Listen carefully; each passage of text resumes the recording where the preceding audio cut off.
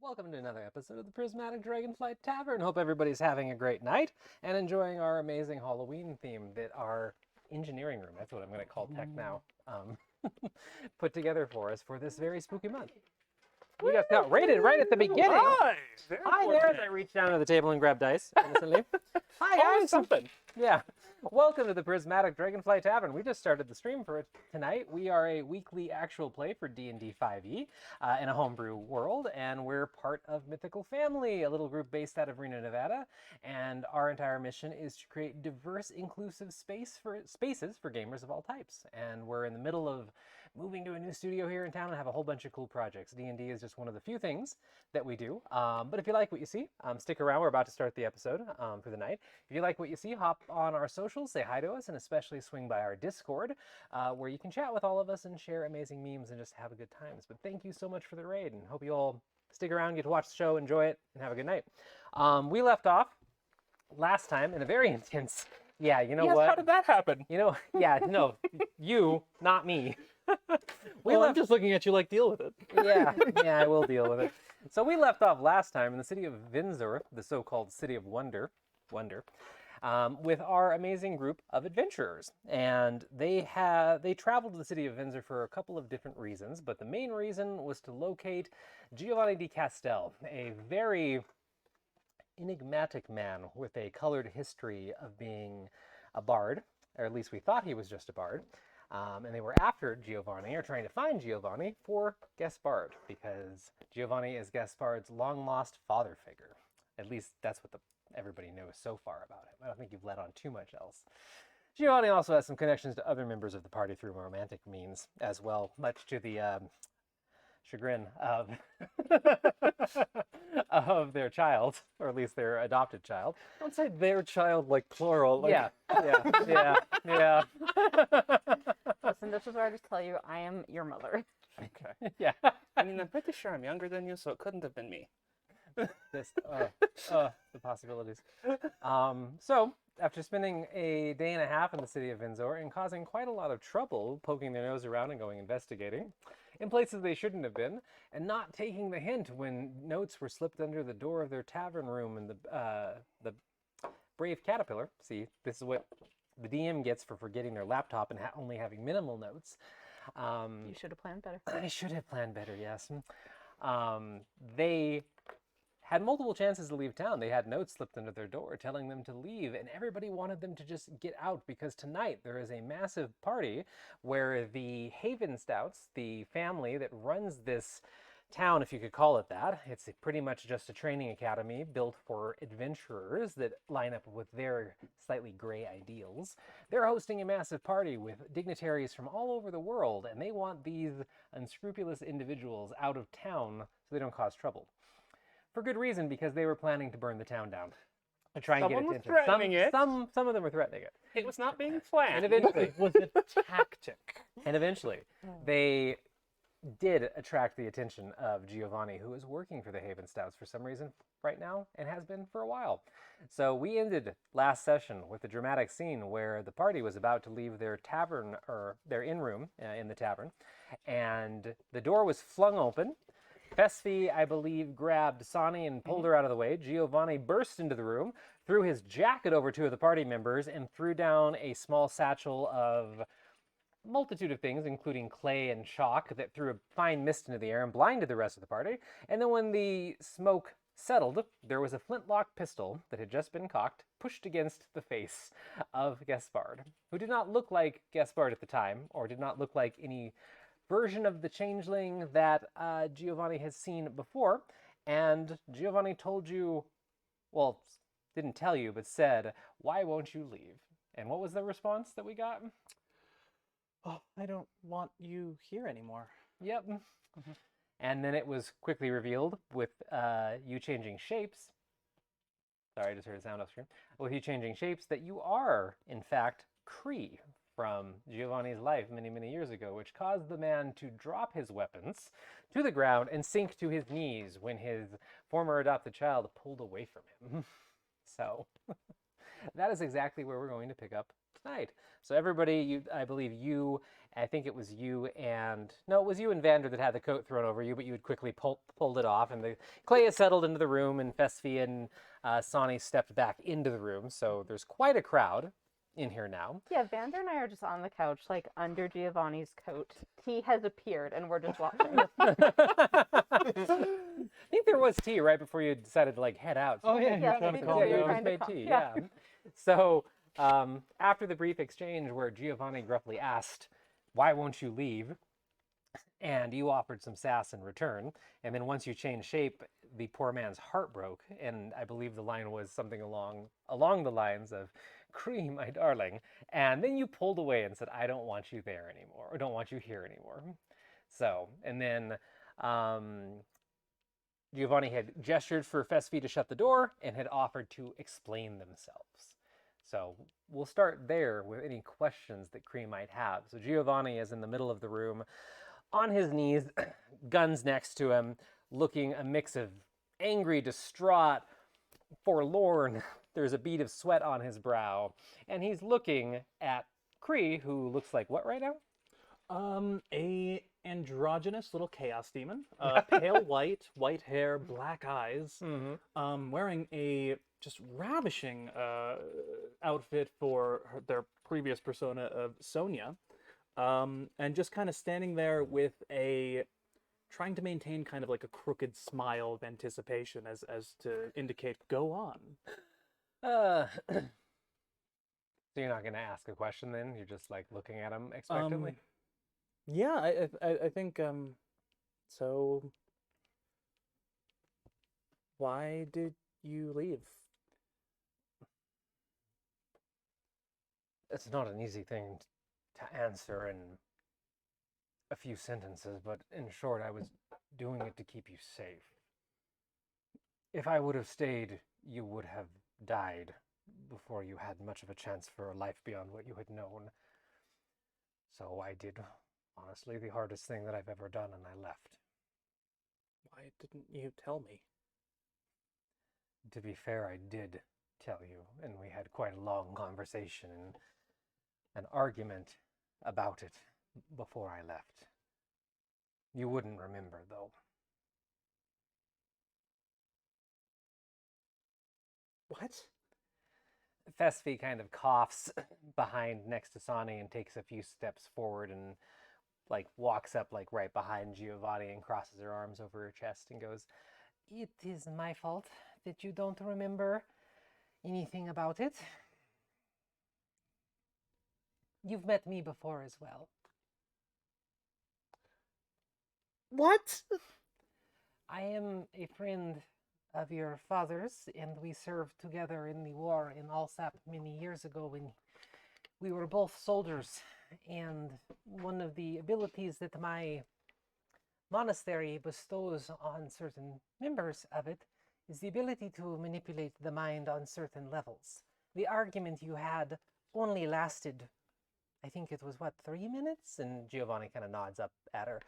I was able to use a manipulation of your energies to block the memory out, and that is why you woke up, or at least your memories resume in that alley and you do not know where Giovanni was. You only met me during that short period of time when I had showed up to leave with him. But you've technically met me before, and you did have a long argument with him that frankly was going nowhere, because neither of you could convince each other of anything, which makes sense to me. Good God. I'd be happy to re-explain why I made the choice and what was going on. It's just going to put you in even more danger, like being here puts you in danger. Well, in your absence, we are now the heroes of Orishire, and we are dedicated to saving this place. So danger or not, we're gonna be here for a while. And more danger, I mean, bring it on. Cree single-handedly defeated a hag. He pulls up like the bottom of their shirt, and you see like the like still healing wounds of the claws that went into their torso. And you see Giovanni's face, like, and Fespi has a more minor reaction, but Giovanni's like face just shock when he sees the wound, and you see that he starts to make a move towards you, and then doesn't, and then goes, that's amazing. You've definitely developed your combat skills. A hag. Yeah, it was a gift of the Haven Snouts. It was a gift? What do you mean? I'm not following. I think we should explain from the start.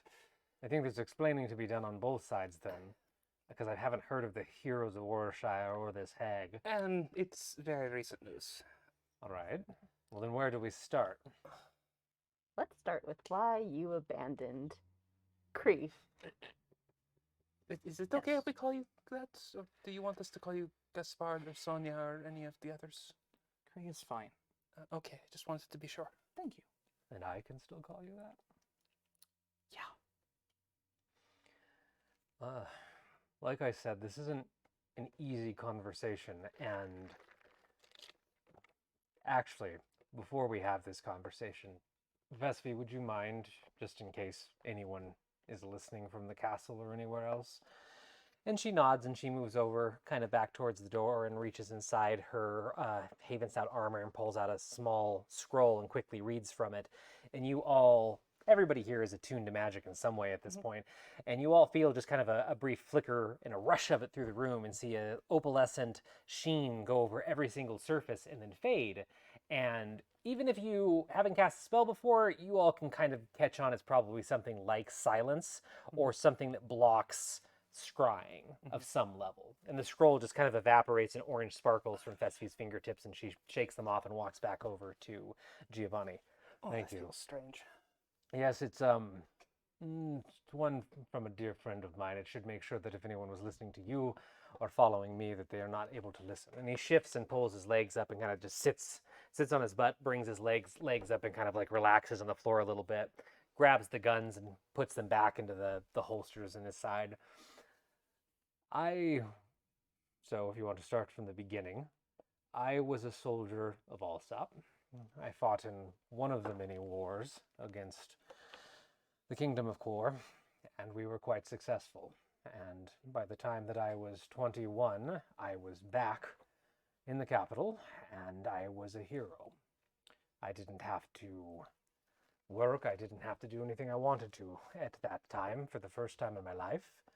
And it was quite wonderful, and that's what led me to becoming an entertainer, because I had all the time and money and some fame after my time in the service, and after that time I didn't want to do anything with my life that wasn't fun. So that's what led me down the path of being a performer. And that's what I wanted to do with the rest of my life. But once you're involved in a military complex of some type, even if they say that you're done, you're never really done. And when you happen to have made a name for yourself, even doubly so.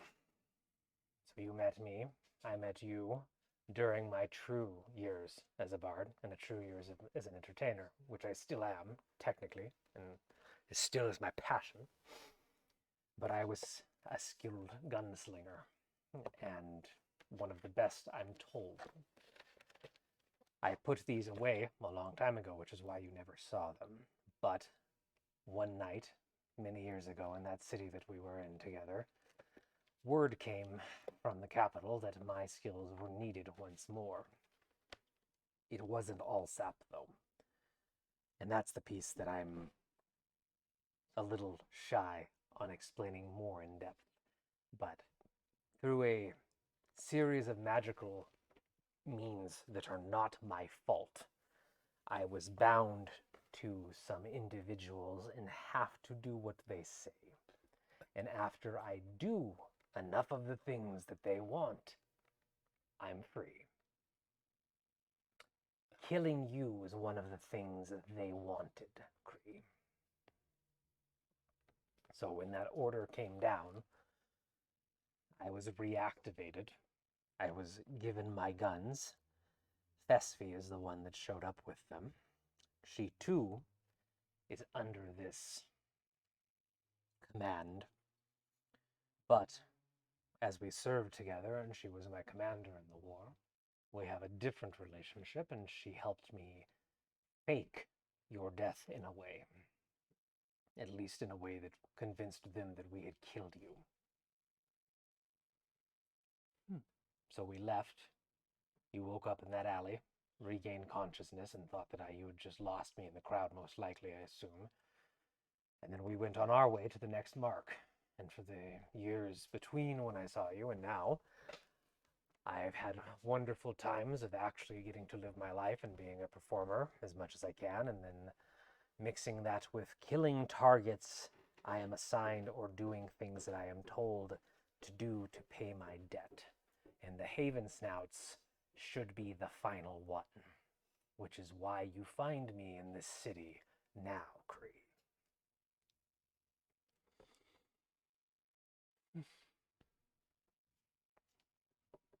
It used to be a lot more tricky. When you're locked under a magical spell that will burn your brain out if you don't do what the caster tells you, it limits how tricky you are. But you're right. I've probably gotten slow and dumb with some of my age. So but it's not the Haven Snouts that... No. No, this is a cult, a coven, and Thespi kind of like shakes her head in disagreement and goes, it is a council of individuals, as far as we've been able to tell with our research and our own scouting. They operate all over the world, but it is the same 4 individuals. They issue orders through a series of spells. Sometimes we've seen them in person, but they always wear different outfits and we don't see their faces. But during the war, some of us were selected from different units to be an elite, I suppose, intrusion force into Kor to assassinate targets. And these individuals were brought in by our commanders to enhance our abilities with spells. We thought it was something akin to Bless, or many of the common spells that everyone is familiar with, but it was more military grade, we were told. Whatever they cast on us did the job during the war, but it also bound us to them in a way that was not revealed till many years later. and it left physical, permanent, magical bindings on our bodies. And if we don't do what they say, they can kill us. Good gods. Over time, the more things we do, the more requests we fill, the bond weakens, and eventually it will break. So you're here for the Haven Snouts, to help them. No, we are here to kill them. Oh. Well, that's simple enough. I don't know how you think it's simple when I've been here this long and Vespi's been here this long trying it. It's taken this long to get this close to them because of how paranoid they are, apparently with good reason. But they're horrible people. And Doraman and Dabver, they take no precaution. And it's taken years to worm myself into the position that I am now. And he reaches over and like goes for his coat, and the coat's not there, and he looks over at those two and then points at the badge. This has been the longest con that I have ever been involved in. And I'm still not quite there to be able to kill them all in one fell swoop, but I have been doing things I don't want to do to earn their trust, as has Fesfi. What if you had a few more hands? Maybe. You're actually about to get a whole lot more hands. Due to events on our end that we'll backtrack to, Orishire has put out a general call for all adventurers and assassins to come after the Haven Snouts. I forgot about that. You forgot about that. A lot's happened! Yeah. How, why actually, would Orishire do that? That's pretty much opening them up to warfare. The hag? Yes, you mentioned Yeah, the the hag, but hag. what about the hag? We're pretty sure it was from here. They were giving it ghoul dust from the barrows. The wagons that you had coming out of that mine were going to Orishire, and they had a bakery that they were baking the ghoul dust into. And they were using that to track the people that ate it, and then they ate them. They put crypt dust. Eat their dreams. Say what? It was their dream. They were eating Eat their their- dreams. Yeah. Not a not the good experience, people. let me tell you. No. yeah, Wait, it- it happened to you, it- darling? It did. Yeah, it's brief.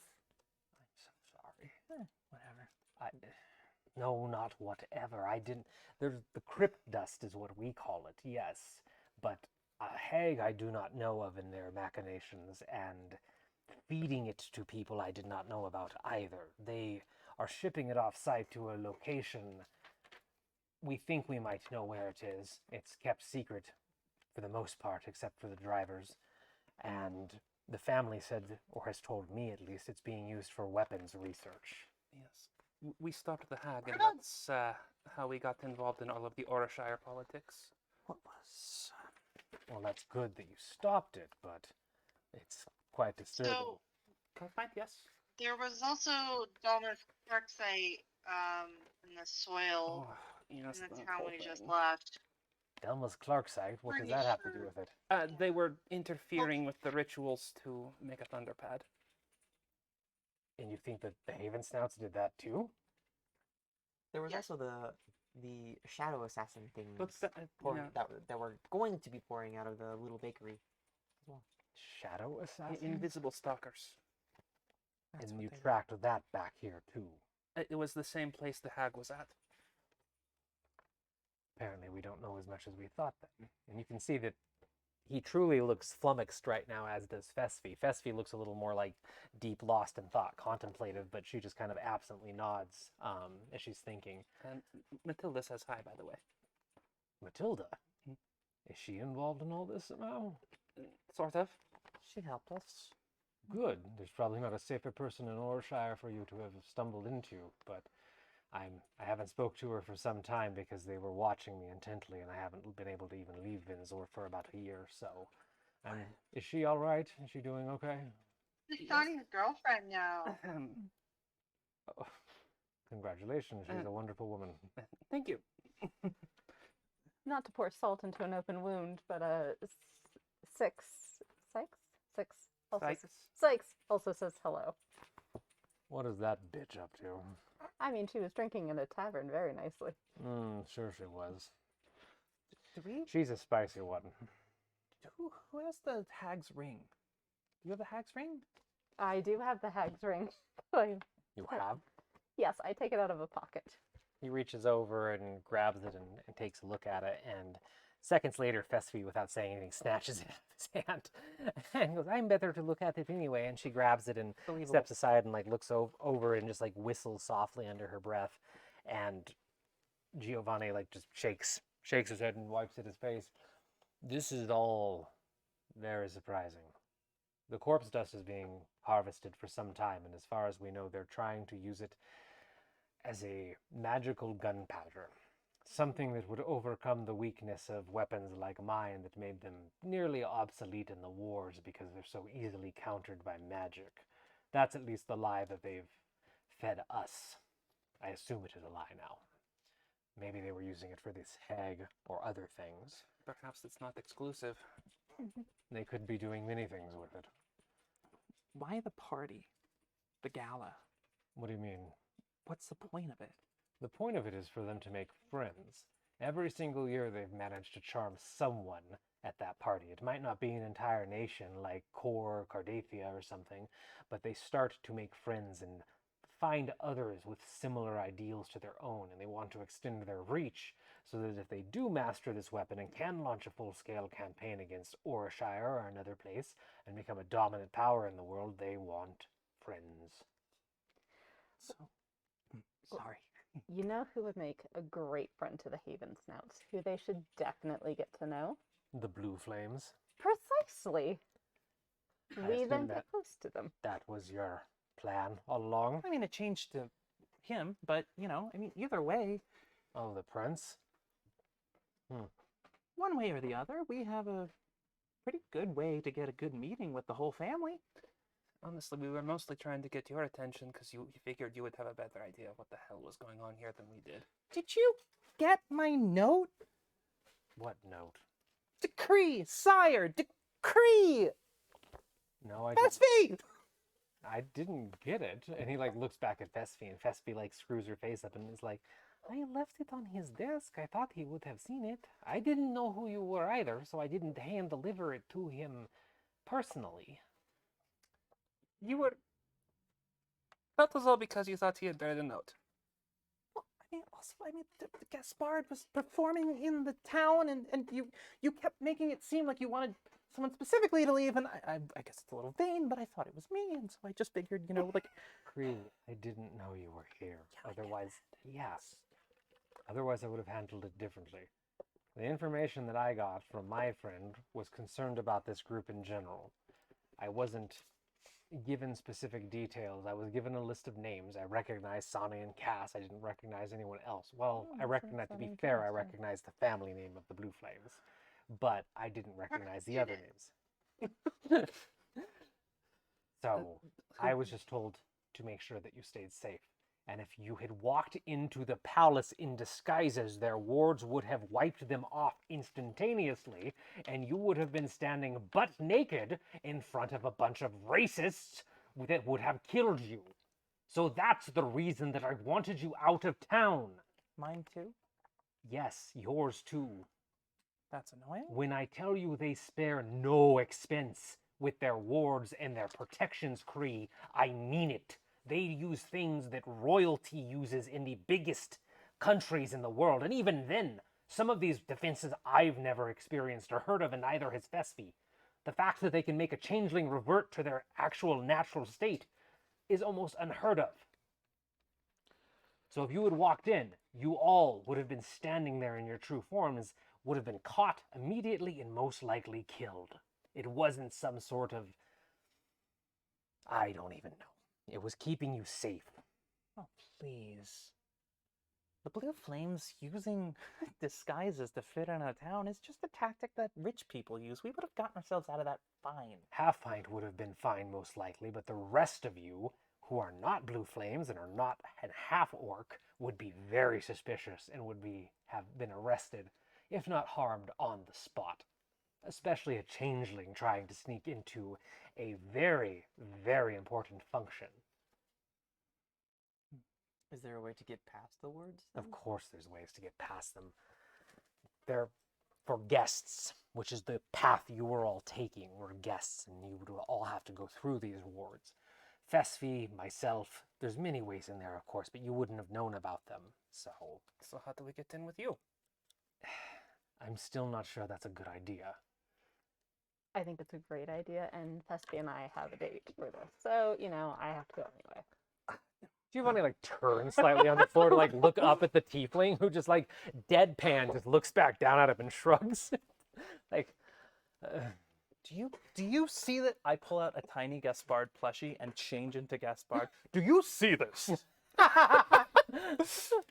The things I've had to go through. Blue Flames, we're cool now, but if you want to talk about endangering my life, they had me do some stuff that was really interesting. we will Look, talk about you that. pushed. We didn't push you. We offered you fair compensation. I, None of that was questionable. They're an it was intern. reasonable, but my life was in jeopardy many times, and frankly, I have memories that. Look, the point is, we're heroes now. An action figure. You're right, a plushie. I have absolutely by this point whipped out my my plushie as well, and I'm just like, look.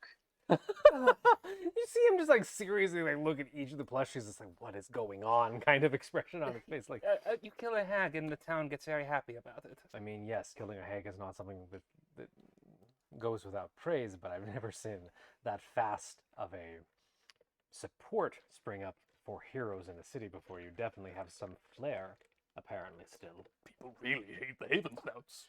That is true, especially if you're in Orishire. Look, it's not like I don't want help. The problem is this has been years in the making of getting this. What? Did you fail that stealth check? Maybe? Crack open the tea, come on. I'm- Get tea. The kombucha was hard to open, so Vander should have screwed it on easier. Now Continue with now this it's Vander's important fault. family discussion.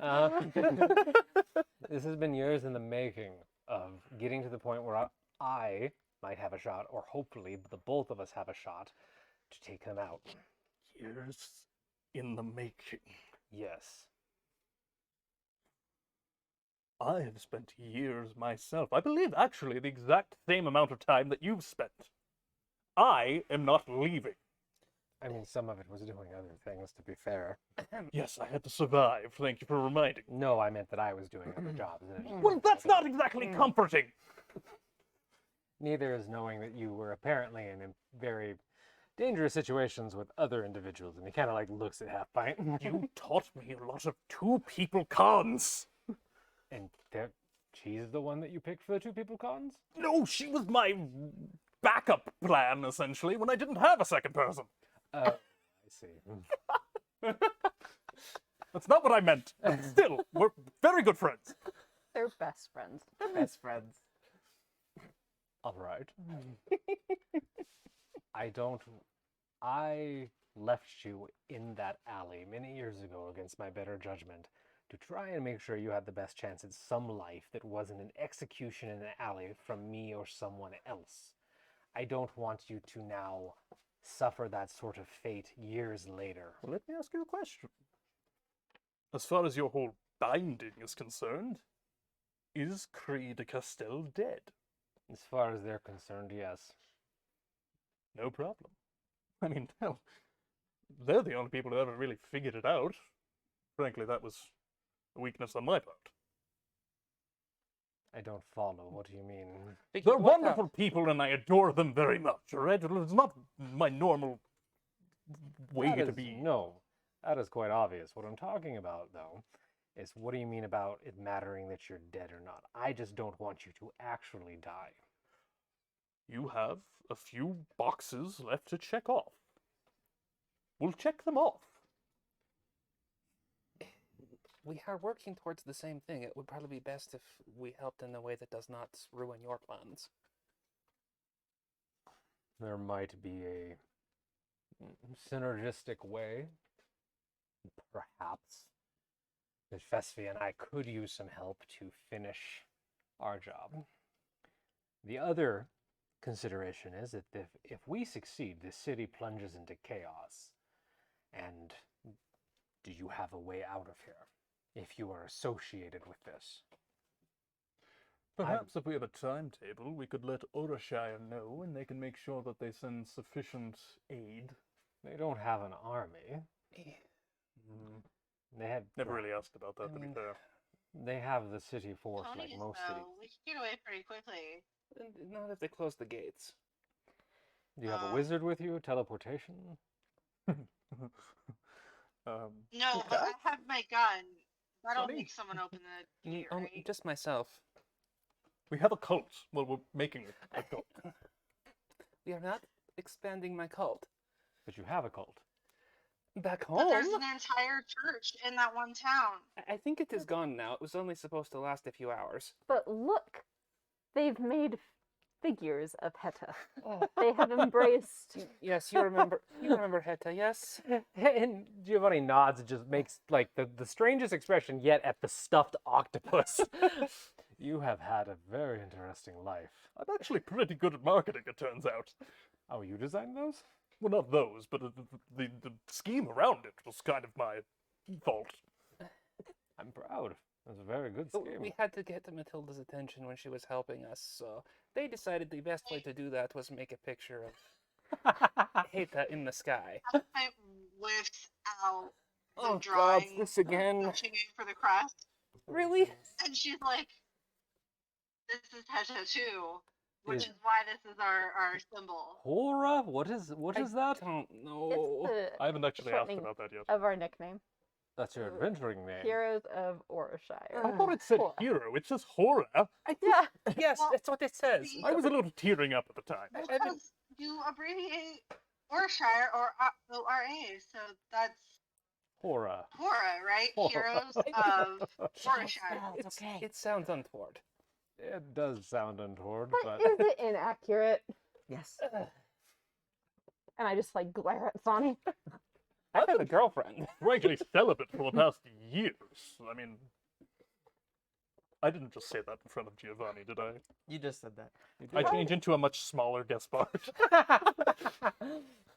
Hard pivot from this conversation. Yes, we have more serious things to talk about. Yes. Is there a way? Because, you know, evil royal families like to do this, they might be super cliche. yes. Does their castle or keep or whatever connect to the mines? No. It is one of the most secure fortresses that I have ever seen. When I tell you that they are prepared for assassination, they are prepared. They've nearly caught Fesfi and myself a handful of times, and we have not done anything out of line. How many are there? How many are there what? At the Haven Snouts. There's many of them in the keep. What, 27 at Yeah, this but point? who's in charge? Who's Daddy Haven's now? Joraman Havensnout is the father, Dabaver is the mother. They are the main targets, but what our bond is for, what we were told to do by our handlers, is to kill Joraman, Dabavar, Cremindi, Jorgafor, and Soveros, which are the oldest children.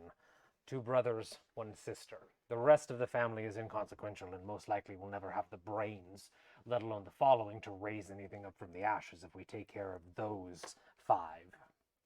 I see. Joraman is a powerful wizard. Dabavar is a powerful wizard as well. They are very paranoid, and they are very connected when it comes to the things that they need to secure a place like the keep. The only thing that we've had going for us in the past few weeks is the city seems to be suffering from some sort of malaise where the adventurers training at these academies have started to drop out at an alarming rate, which we've never seen before. Many people grow sick of the Haven Snouts doctrine once they realize what this place actually is, but many don't. And many just want a warm bed, meals, and a place to stay, and promises of being heroes one day. But for some reason, many of the academy recruits have started to just walk out in the night, or they don't show up for class and stay in their room and say that there's no point and end up getting beaten or flogged or thrown into slavery because of it, because they won't repay their debt with actual service. And it's starting to chip away at the Haven Snouts' plans and their confidence. Perhaps there's somebody who's helping our cause. If there is, Fesvi and I haven't figured out who it is yet. No But- such wards in the Adventuring Academy, are there? No, those wards are very particular, expensive, and hard to come by. They're only at the keep. Why don't we just assassinate the head of the family? The heads They're of the, the one with all the connections.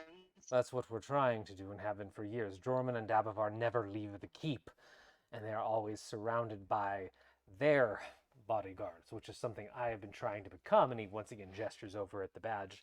I am their head of security, which is quite ironic given my But past. you can't get near them? I cannot get within 10 feet of them, and their personal bodyguards are summoned constructs, which they can ensure are loyal. Oh, that's boring. So I can't look like one. No. There's no fun in any of this mean- job, Cream. We can just go in as us. And I mean, I could probably just blow my gun off and it'll look like an accident in the middle of a party. Is Half Pint's gun, like, where is the gun right now? I assume it's in full view? Yeah. Okay. So, like, as you say gun again, Giovanni, like, looks and finally, like, really notices the beautiful, intricate stock that doesn't have a barrel in it, with all of the arcane etchings and runes with the slight glow to it and the spinning little, like, ley crystal above it. And he just fixates and, like, disassociates on it for a second. That's one of the blue flame rifles, isn't it? Yes, I am a blue flame. Obviously, it doesn't mean that you have access to everything that they have. You're not a gnome. I mean, I am a I assume that you're like one of their aides or something. Nope. Racist! No! Mommy and Papa sent me off to take care of some business and I got sidetracked with this. Oh, I'm so sorry. You're an adopted child. Yes! I see. They also didn't tell her that at 10 she's an adult. So No, now she's not- 40 and she thinks she's No. an adult. But we're 40. getting sidetracked. Yes. 40. Did you just suggest accidentally shooting the heads of the gala at their gala?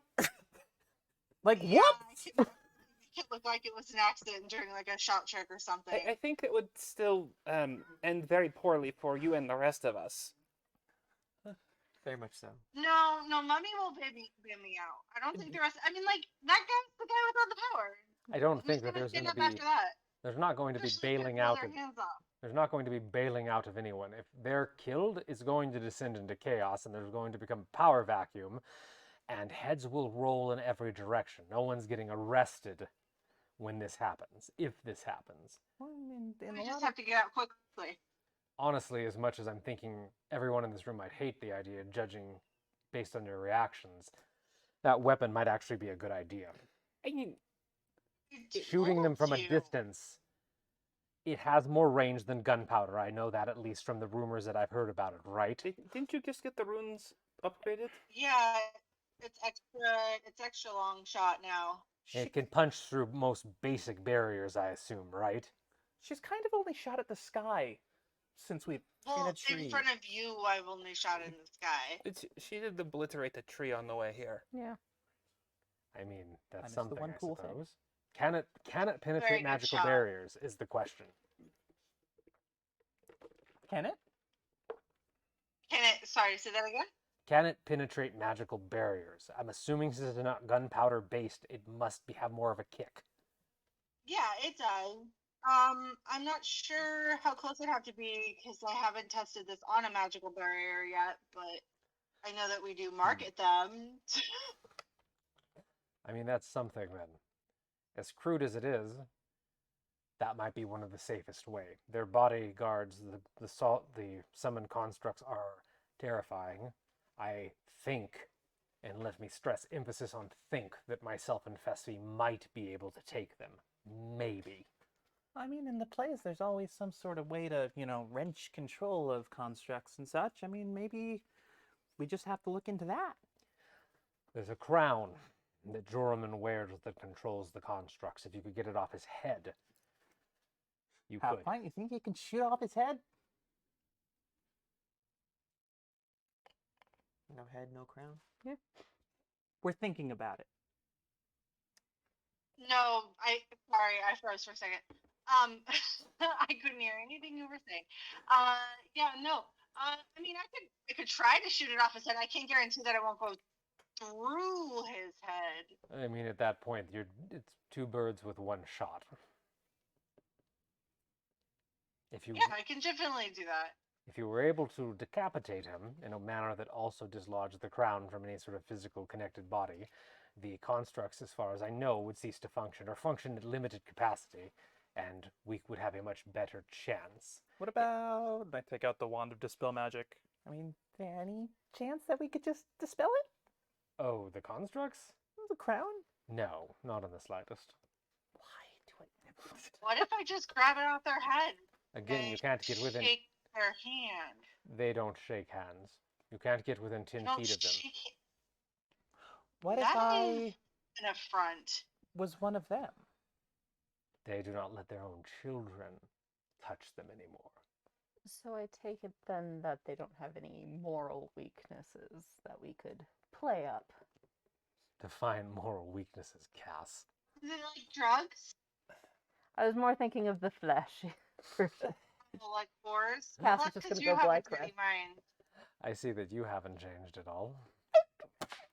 I've learned a lot of things. Yes, but apparently your reactions are still the same. It's adorable. We're working on it. Oh. But valid. Shut up, son. But valid question. That's not an option.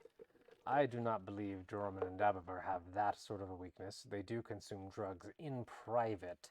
Again, I have not seen another living creature touch them in the years that I have worked with them because they are so paranoid.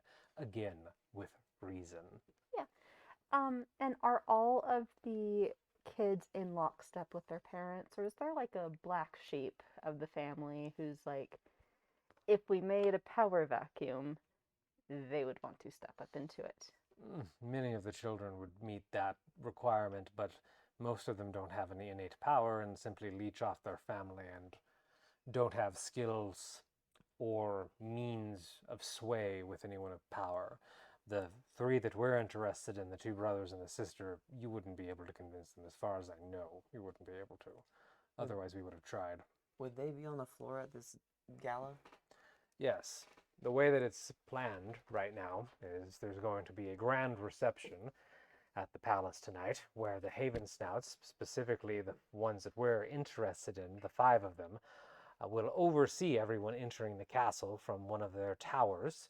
They have a grand area set up in one of the towers that overlooks the entrance that is shielded, where they can wave down at everyone that comes through. Once the keep is filled with guests, it is closed and locked, and the party begins. And eventually, after everyone's had their fill of They're out on a balcony, like waving at people. shielded balcony, yes. Perfect. I can just cop a shot at them from the balcony. It's shielded. Well, that's why we have the gun. Her weapon, So, yeah. if your weapon can, I mean, it's a gamble. I don't know exactly what shields they have on it, and it's not your everyday mage shield spell in the slightest. It's Does anybody probably. have like a really good shield spell I'm sorry. on them right now? You Well, are- I mean, can anybody cast shield right now? Because then I could not try to shooting shoot one of it us. and we could see what the damage is. Oh my god! No. I do have a shield, Stop it. No. but it is very low level. Hold on. I don't think it would be a good test. So we have a whole lot of dignitaries who are going to have their own retinue of protection. Yes. We're going to have a very shady family. Yes. So if someone from said shady family were to draw blood or do something uncouth to one of the dignitaries, fine dignitaries there, while they're locked into this tower, I feel like that might be enough of a distraction to give us a little bit of an edge. You all watched the absolute definition of fatherly pride wash over Giovanni's face as he listens to Gaspar. And now you understand why I am the way I am. That's a brilliant idea, darling. So who are we assassinating at this party? I think Well, we just have the- 5 targets, or at least you do. All right, but we need the distraction Vespi, assassination. Vespi and I have 5 targets. That's not an assassination. I think Gaspar I just has to really make do someone think I angry, could which make they are it quite look like good an at. accident I don't want if to it's kill just anyone one person. particularly. You Right, don't you're right. have to. I don't. That's what I'm saying is why this is complicated, dear Prince. Is I don't want anyone to have blood on their hands that are not the 2 of us. We are in this shitty situation because of the life honestly, it's not even because of the life we live. We were put into this because we decided to serve our country. You have not done that. Gaspard's my best friend, and if he wants you out of this contract, then I'm gonna help them. How are you going to make shooting someone on a balcony look like an accident? Chaos! I take my gun and I just start flipping it like they do in JROTC, like just like full on flips, tossing it in the air. So you're going to be on the ground floor and your gun's going to accidentally go off and shoot them. At a Yeah, pinpoint but I got shot? this other gun, so I pull out the other gun, the one that uses gunpowder. Yeah. This is the one I'll do the tricks with. This is the one that I'll shoot them with after I drop it. But it's still going to be tied to you on the ground floor. If we did, Only. So I think we can make this work if Gaspard pretends to be me. And I do the trick? Okay. Gaspard takes out like a teacup and starts flipping it around and stuff and immediately drops it. that's a teacup. That was a very convincing performance. I But also, fucked yeah. it up. I think I that's the can't do goal. that. Yeah, But you're just like, oh, I'm you were half talking pint. about dropping it, though. I thought Yeah. that was on purpose. We make it look like I'm trying a trick, and then you drop you it, do and I shoot them. We might be making this too A complicated. little too complicated. Perhaps, but there was something that brought up that this idea, Cree, as messy as it could possibly be, and it could be messy. They were willing to help the Haven Snouts. I don't really care. That's the thing. Many people that come to this are not here to help the Haven Snouts. Many are here to keep an eye on them or other people that are here. In fact, I would say a large part of the delegations that come to this event every year are policing the event to make sure the Haven Snouts aren't trying something or watching the others that fall under their guise. I know at least 15 off the top of my head upstanding individuals that will be in attendance with either their own security or they themselves are a force of nature to be reckoned with that would be there and ready to act if something happens. So depending on how you do this, there will be two sides springing up in that room of the actual Haven Snouts, the few horrific people that support them that have their own power, and then the ones that oppose them. And it is going to be some sort of a bloodbath. So what if we maybe got word to the ones who would be willing to help? I mean, you could. That is a good idea, but the thing is, I know of them reputation-wise. Perhaps I performed for some of them before, but I don't know them in the way that I know a friend. I can't just walk up to them. If any of you somehow know these heads of states, then go for it, and that could be a Do I plan. know any of the heads of state? I mean, there's a chance. We haven't gone through a list of them, but he can go through a list. Was Vander actually raising hand? Okay. Said treetop. Furbolgs. Oh, I mean, there is the treetop delegation. There's a treetop delegation? There is. See, we can talk to them. Treetop Alright. is not going to line with the Haven Snouts. There's pretty much one from there's at least one, if not more, from every continent. Some of the larger cities have them, some of the smaller cities might, but I can get you an invite list within an hour or two if you want to peruse it and see if you do know anyone to talk to. We have a very Yeah, that'd be useful. We have a very limited time, though, with how the day is already slipping away, and this is in the evening, if you want to get a hold of these individuals. I mean, I can definitely get my part done. You guys can do yours. So what I'm hearing is our plan is we are going to go. We will mingle with the people we know or think we can approach and be like, hey, something might be going down. Support us. You look like a distant cousin of the Haven Snout family. You cause chaos and half pint shoots. Dormant. I think it would be a safer bet if we got half pint up somewhere higher. Well, we could probably do that if someone could help her get to a good firing position. I can get her to a good firing position. I'm more concerned about her getting out. I also would say that, well, you could talk to them at the party. Try talking to them before the party so they have time to plan themselves. Do we want to go out the gate, or You also, how are you going, unless you know them personally, how do you expect these people to take you seriously that this is happening and you're not some bad actor? We're decently well-connected people, we've learned. Then you have quite a challenge ahead of you in the next few hours of convincing any of the powerful heads of states to help you. If you're able to do that, I can get you inside the keep. I can get half pint, most likely, well, Thesvi can most likely get her to a good vantage point, and then you have to cause a scene, which I know you're going to be able to do. But you're going to have enough people supporting you, and you're going to have to pray that that gun breaks through their shield. It's a tall order. It is, and we still have to worry about how we're leaving. From the keep, do you think it would be easier to reach the gates or the docks? The docks by far. They have a private elevator down to the ocean. I mean, Maybe- Vander's maybe pretty that's- strong, and Vander could probably get fairly close. Would your arms stop working if you hit that shield? If it has a disable magic effect, it'll make my arms useless. Hmm. Who here has ever slept in a pile of rubbish? I mean, you know I have, but what's the point?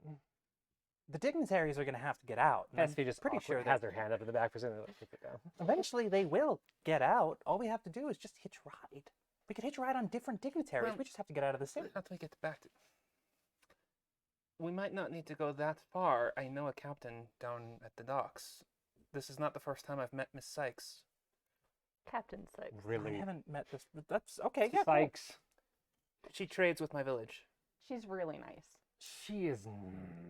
she's not nice, though. You're just kind of sketch on ships. Is that what she said? Yeah. She knows that that wasn't my fault. But Yeah, she's not He anyway. actually, he Burner, actually Sweet drowned of Waiter. natural causes that time. That time. Yeah. Okay. You literally admitted to being an assassin. I mean, like, Yeah, the I was a little assassin skeptical when they squad. said it. You know, like, oh, maybe it's just misunderstanding. But you literally kill people. Under duress, Cree. We're not saying you're evil. We're just saying it comes with a reputation. It does, yes. Listen, you're still a No, trial. the crooner with the sweet voice.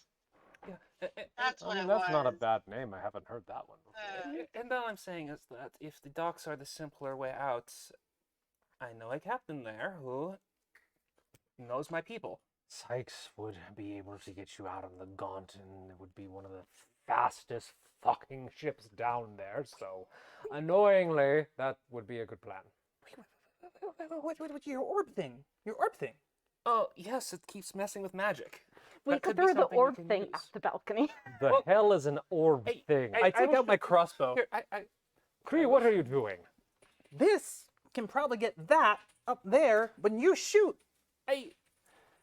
It might be a good thing to have with us. I'm not certain if that would be the best way to use it. And Sonny will just go get the bag, kind of squat down over by Giovanni and open it up. Like, you have to be careful if you touch it. It does strange things to magic. Are you human? What? Matilda said you like 100 years ago you knew her or something. Like humans don't. How? No one's human. How old do you get? I mean, I was born a human. How old do you get? I mean, my great grandfather is almost 100. Oh, You're at supposedly older than that. 302. Are you an elf? No, I'm not an elf. Oh. I'm Are a you cursed? I mean, what currently is happening to me is a curse, yes, but that's not why I'm the age that I am. Secretly a druid. Say what? You're secretly a druid that is immortal. That would be quite a twist at this point in my life, but no, I'm not a druid. I am human, Cree. Just a specific type of human that isn't... I am from a very specific bloodline in Alsap that used to be connected to royalty. I'm not anymore, and that bloodline isn't anymore either, but in quite the opposite stance that that nation has now. At one point, there was a section of Alsap royalty that did embrace magic, and it was said in legends that our bloodline was infused with magic, and that's why we lived longer. My mother lived to be 500 before she passed. So if you touch the orb, would that like disrupt the magic in your blood? All I see is a shiny orb that could be many things. What is it? Where did you find it? What is it? I'm not touching it. We're trying to figure out exactly what it is, but I found it in the docks while we were sort of feeling out the town. It seems powerful. Like it. It's Lick it. Don't That- look it. No, Don't don't. look Don't lick it! You poisoned me! yes. Strange things happen when anything remotely magical. Have a comes in wizard contact with identify it. it. Have a wizard. You really need to travel with a wizard. Have a wizard identify it. Oh, let's go buy a wizard. There's services in the town. We just haven't Cree. had a chance to yet because today was rather already full. Yes, it does seem like you were quite up to a lot of things. We could feasibly somehow. You could have just come and found me and told me it was you. Working for them. I thought you had a con going on. Apparently you do, but it's a lot more elaborate than I thought. I thought you would remember that I was Gaspard de Ricci last time that I've we saw never each other. told you never use that alias around me. Why not just say Cree? You told me not to let people know who I am! But regardless, you could have tried to find me. I said you would know! Thespia's starting to snicker behind Giovanni at this point. You took quite the roundabout way. I mean, we next asked, like, time half I the will put town a about you. giant octopus in there to skywrite your name. Hey, next time maybe say who you are when he shows up. You could have saved everyone a few minutes of trouble. I thought you knew. Obviously not. I'm sorry. I'm beyond elated to see you, Cree, and to know that you're happy and that you've had such success in life, because you have. If you're surrounded by these sort of people and you've had such success as an adventurer, you truly are living the life that I really wanted you to live when I made that decision in that alley so many years ago. That doesn't erase the hurt, and I can't apologize enough for that, and it's never going to get rid of the hurt, but I am proud of you, and it does seem like you've lived a good life. I'm fucking happy to see you two. And yes, they're great. Honestly, I've tried to run away from them about 3 times and they just keep following me, but like it worked out in the end. Well, You like 10 times, but I mean, I've sworn an oath to keep you alive. okay, I'm not gonna Gaspard twist my specifically? arm. Partially. Hmm. Falls You're under not the my umbrella. mom. You're not my mom. I am absolutely not your mother, no. Yeah, no. That did not work out. Yeah, honestly, not much. So Honey is not your mommy. Did you ever Huh? find a girlfriend, Kaz? No. Behind you. She just... Oh, the date. Oh, well, good luck. Working. Yeah. Oh, yeah, she's quite a stoic one. Then he gets hit in the back by her knee. Mm. I don't know what happened to your mother or your father, by the way. That's fine. It's not fine, but I'm glad that you found me at least, even if it's for this limited amount of time, because who knows what's going to happen if we do this. I can get you the guest list within an hour. If you can peruse it, find anyone that you know, and talk to them before the party tonight, and actually promise me, show me that we have a chance at this with a few good people on our side, I'll take the risk. I'll take the risk as well, if you can do everything that he said. I'll ensure that Half Pint gets the best vantage point possible, and I will guard her with my life to get her out. The thing is, if this happens, we might be able to get you out, but you don't know about me and Gio. And we figured a long time ago that either we escape this bond with this, or we die trying. Just so you know, we are going to get you out. I mean, if we can make arrangements for this ship, if you two would come with us. It is not going to be a matter of if we want to come with you, because obviously we do. To be extremely blunt, we are much more powerful than anyone in this room with how long we have lived and how many fights we have been in and scuffs we have been in. They will go for us, and we might have to insert ourselves between the escape and everyone coming after you to get you out. But we will get you out. We will also try to get out ourselves. We have no reason to want to die. But if it is now, at least killing the Haven Snouts would be a very good way to go after all these years. You must be really good at Calling killing if you you. don't even know how to Can we send a just note. kill them? I'm sorry? Who's controlling you? Can you just kill them? No, the same people that are controlling Geo. We were in the same unit in the war. Right. So why don't we just take them out and then you don't have to deal with the Havens now? I would love, oh, the tortures that I would rain down upon them if I could ever do that. I have dreamed so many nights of that. The problem is we do not know who they are or where they are. Our instructions typically always come in the form of some sort of remote sending spell. The few times we have met them, it is smoke and mirrors, and we have no real evidence to go off on who they are. We have guesses, and to be fair, we have seen glimpses of who we think they are, but not enough to pin them down in this limited amount of time. Do we want to, though? Yes. Oh, yes, we do. Hey, that's your motivation for staying alive, besides your child being here. I mean, that is the best motivation I've had in a very long time. Ever since I left that alley, I haven't had as much motivation. But Fesvy's right. These people are very powerful. Not the Haven Snouts who are, but the people that are pulling the strings on us, little puppets. They seem to have an immense level of power. Yes, yes, everything is great and super important, yada, yada, yada. You go get us the list. We will talk here. We'll figure out our plan. We'll get the thing. We have, what, 4 hours? I think when you had got back to the inn and stuff, it was about a little past noon, right? Mm-hmm. A little past noon, so you have about 6 hours. But yeah, 6 hours? Yeah. And, yeah, we'll figure it out. We'll get it done. Giovanni slowly unfurls himself and stands up to his full height and kind of brushes his pants off. Looks at you silently for a moment, and then just walks over and tries to give you a hug. Cree does the... Yeah, fine. So he wraps you in a hug, and based on the fact that you shrunk your height, picks you up off the ground with your feet dangling in the air with his As like they 6'2". lift me, I grow into the floor. And it starts off reluctantly, but like I hug like tighter than I've ever hugged anybody before. He buries his head into your shoulder for a second, and the two get to spend a moment hugging. And you smell the very familiar smell of houndstooth and different sorts of spices, like allspice, that are the smells that you kind of associate with him when you were younger. And he just holds you in that hug for a very long time, and then eventually pulls away with a bit of a shudder and adjusts himself and looks around the room.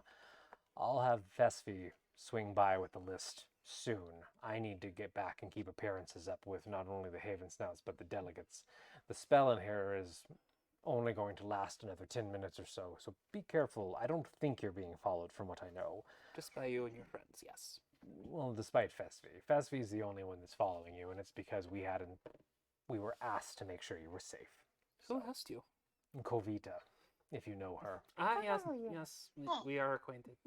She's an old drinking buddy, and she let me know that you were coming through her own means, and she just said to keep these friends of hers safe, and I owe that old woman more than I care to explain. It's kind of her fault I found you. Kovita sent you this way? No, she just let it slip that she knew you, and with Oh. Hilda made it obvious. Well, maybe that'll leave on the score a little bit more with her. I'll get you the list as soon as possible. I'll plan to meet back here around at least 5 o'clock, so we have some time to strategize before the party, and Alright. hopefully by then you've made some connections. I think I'll go to the docks and see if I can arrange that ship for us. I can have Sykes come by if you want. I don't know thought if he needs to Next come didn't here, leave but the middle. Yeah. if I can see what, if anything, can be arranged with her. All right, so you don't want me to send for her? It might be best if you're not directly involved. Well, it wouldn't be me. It'd be one of my... You know what I mean, though. All right, fine. I mean, as much as Sykes and I hate each other, when push comes to shove, we actually get the job done. But if you want to go down there, feel free. But I need to go. Any other questions? Anything else I can do for you? Nope, here's your coat. Be safe, and Cass will kiss him on the cheek. But he does that, like, the shoulders slump a little bit, and it's like the relaxed, like, kind of chuckle, and he's like, thanks, Cass, and he takes the coat and throws it back on, and he looks over at Gaspard and just pauses for a second, reaches over and ruffles your hair, and then turns around and walks out of the room. Fesvy lingers for a moment and says, I'll try and make it well under an hour, and I'll be nearby because I am supposed to be keeping an eye on you. So if any of the guards see me, they're not going to question it like they question seeing him down here. So if you have other needs in that time, please ask me. But I should keep my distance until the party. All right. Are you all right? Anything else I can provide? No. I'm sorry I didn't deliver the letter. I just didn't know, Cree. It's fine. They were playing it a little close to their chest. Understandably so. I can't say that if I was in the same situation that I would feel that way. The question that I wanted to ask you, though, is if I could unlock some of those memories, would you be interested, or do you want me to leave what you have? Maybe not right now.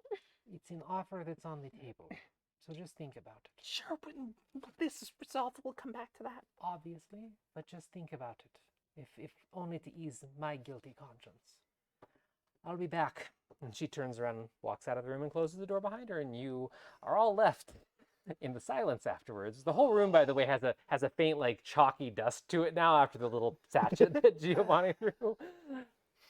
And you were left in the room. That's a lot. It went so well. A little awkward to start with. I wonder why.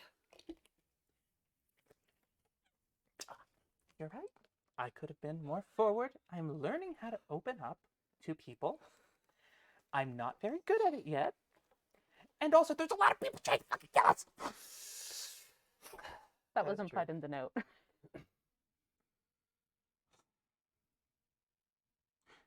If I were to cause a big scene, can you subtly make me invisible so I can change forms and no one know it's obviously the person that tried to kill someone else? I think I could use it on you, yes. Oh, cool. This will work. This will be good. Yeah. I have total confidence in this plan. I was an actor like 2 months ago. You're still an actor, Gaspard. That's the Intern. problem. That's the problem. Oh, goodness. I feel you've moved up in your internship. Yeah. You're no longer just fetching coffee. Yeah, no, I killed a hag.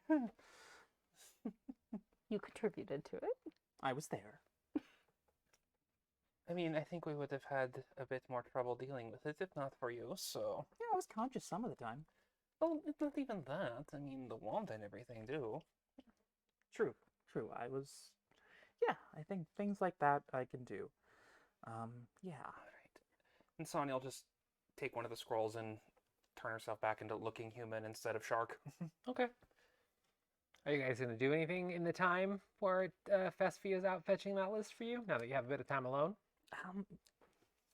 One last thing, and I turn back into Kree. Half Pint, so we've been friends for a while, and honestly, like, majority of our friendship, where I was Gaspard Derici, I mean, our friendship was, like, economically important and such, so I want you to know that, like, we're friends now. I don't know how to say this. I'm Cree de Castel, and it's nice to officially be your friend. Oh, okay. No, I think probably agree. Cool. Okay. It is nice to finally meet you, Kree.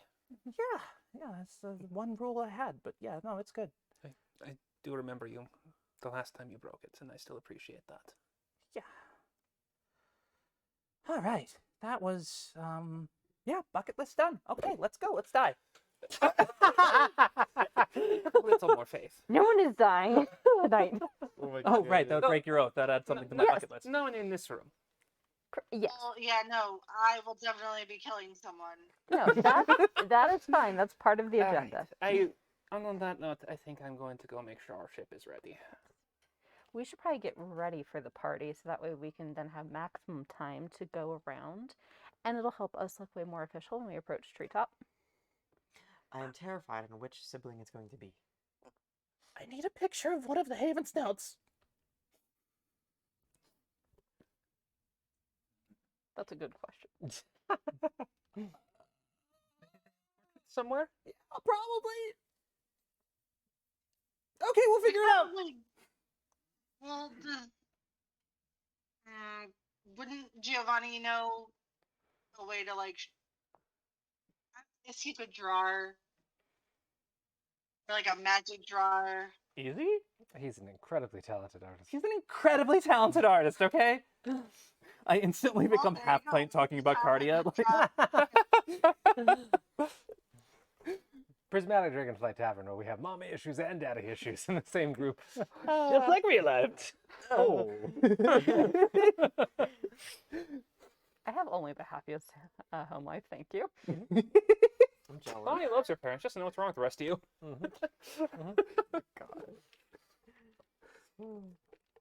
All right. So you're going to head out then, Sonia, to the docks? Yeah, she's just gonna see if she can track down Sykes and go from there. Okay. So Sonia's going to head out. From the Brave Caterpillar, it sounds like all of you are going to get dressed up in the meantime and like prepare for the party in a way. Okay.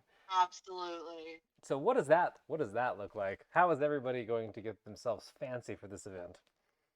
Because you all just traveled here on the long road from Orishire, 2 days, but still, and none of you really have any formal attire with you. Are we just doing this with disguised self spells? Like, what are you thinking to get yourself ready? Shut up, Changeling. You're I was fine. gonna say, I You're have fine. costumes. I don't want to hear it from you. I'm looking at the other people. How many costumes do I have? Well, I mean, Yes. Sonny has like all of Matilda's clothes, which are very fancy. All gonna of take a night Matilda's bath. Well, I clothes? mean, Sonny's wardrobe right now is all from Matilda's I closet. suppose, yeah. A couple things, yeah. Question: Yes? how big is FC? Oh, how big is Fesfi? Yeah, how tall is she? Is she like? She's actually- Is she similar in size to me? Is really the question I'm asking. Wait, how tall is Half Pint? I think I said 6'5". Let me double check. Oh no, Fesfi's 5'1". Oh, no, We she's too finally small. met somebody who's not Okay. a gnome that's shorter than Sonny. Yep, Fesfi is on the smaller side for sure. Cass is going to run out and do a quick shopping trip. Okay. I have, Yeah, I think I'm gonna do that too. Okay. in addition to Matilda's outfit for Sonia, I have a costume, which I assume would be like pretty fancy, and I have fine clothes. Mm-hmm. So yeah. Okay. You guys want to use those? Actually, I think I have fine clothes on me too. You might have. Yeah, I do. Okay. What is the height for the figure in which you have fine clothes for? I've been Gaspard for the past 2 years, so I'd say like 5'6", 5'7". There are plenty of shops out in the square with the Brave Caterpillar and the other taverns, so you think you could do a shopping trip and probably find some things that would fit easily. Oh yeah, I have 500 gold. Yes, we have a lot more. Cool, we're going shopping. Shopping trip, shopping episode, then murder. Yeah. And murder. It's gotta important to shop look your best for the murder, apparently. Yes. All right, so the way that we're going to do this is everybody except Sonic gets to go on a shopping trip, and the Vinzor Market Square that the Brave Caterpillar is located in. And if you're just looking for fine clothing, you're going to have a large selection, especially with the visitors that are in town right now and all the dignitaries streaming through the streets. Many booths and carts that normally wouldn't be set up in Vinzor have come to Vinzor just for this event, so they can try and sell some extra jewelry or a dress or two extra than they normally would where they would typically be set up in nearby towns. So if you want it, you can most likely find it. So if you want to specifically shop for something, we can go through it. If you're just looking for fine clothes, you can deduct 5 gold pieces for each one of you for anything that you might find that is just cosmetic. Looking for like the gaudiest, like cotillion dress type deal that I can find that is in the family colors of red and blue. Honestly, considering the current environment, easy enough to find. Okay, and I want to make sure that it is like ridiculously long. There's a train, everything, so I have a really like grand entrance. The old human lady that is running the booth is a little bit confused, but happy to accommodate for another 5 gold for just that alteration because it's so hard, and she'll have it done in 30 minutes for you. So she can make it extra gaudy and sew a train on it for you. Perfect. Okay. I want to kidnap a Haven Snout. Which I will say to everybody, like before Sonny leaves, I want to kidnap a Haven Snout. That Still might worried be about hard. the bounty? What? No, I want to be able to be them at the party without fear of somebody being like, You but I want just to saw you. conk one of them. Yeah, just stow Okay. them away somewhere for a little bit. I don't know if we have enough information to do that. Well, that's kind of the point. I need to meet them. I need to talk to them, kind of like feel what they're like. What kind of asshole are you? I hate to say this, that may be something to do at the party. I agree. Yeah. I say we can play it up at the party, interact with them. Get them really drunk, stick them in a privy. I can play up the prince thing. I mean, I don't know. What do you think a prince is? I know what a prince is. I don't like being one. I just don't know what that meant. It meant that there's a lot of pressure being in positions of power, which you wouldn't really understand, Gus. I have been a lot of powerful people, okay? No, I guess we could try to take one of them out. It's just, are they gonna mingle? What if they don't mingle? They might mingle. They did say something about them going to be mingling. Just on not the the floor. heads. The kids will. Right, Yeah. I mean, that's who I want. I want to kidnap one of the idiots, but Yeah. Make them really drunk. One of them may be single and ready to mingle. I could play that up, or you could play You it up. and You're probably singles are better with people ready that to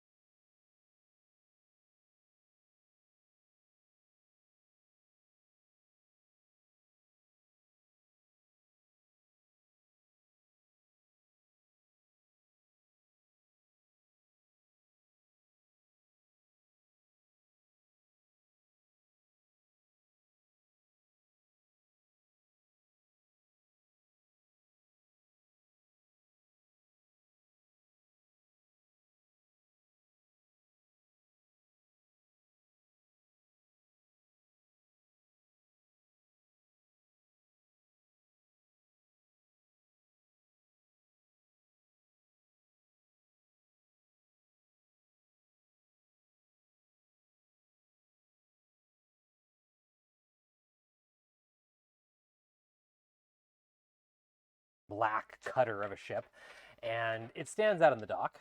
audio. uh-oh, Uh-oh, audio. we lost audio in the middle of the stream? Good, I thought it was just me. I was very upset. Weird. Can't. Yeah, sorry. And then a dragon swoops I'm in. I'm just waiting for it to come back all of a sudden. So nobody say anything salacious. It sounds like Windows did something stupid. Oh, really? Did it actually go out stream, or are you just trying to get us to say things? I was just gonna start talking about my political views.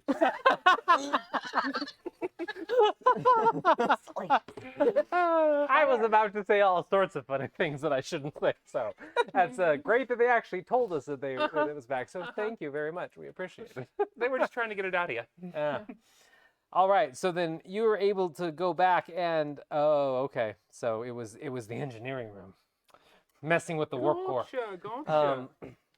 So it's quick work to go back to the docks, take the elevator down, and locate the Gaunt. When you get there, it looks like they're in the middle of preparations for eventually leaving, which could be sooner than later, as the decks are full of different sorts of barrels and a lot of boxes of some sort of fabric kind of fluttering in the wind. Multicolored, looks like it could just be something that they're taking along with other supplies, but it kind of stands out on the ship with the ship being so stark black against everything else. And it doesn't take long to find Sykes, who is sitting on one of the railings of the ship near the gantries that connect to the dock. And she kind of just tilts her head from her perch as she sees you like walking up in the distance.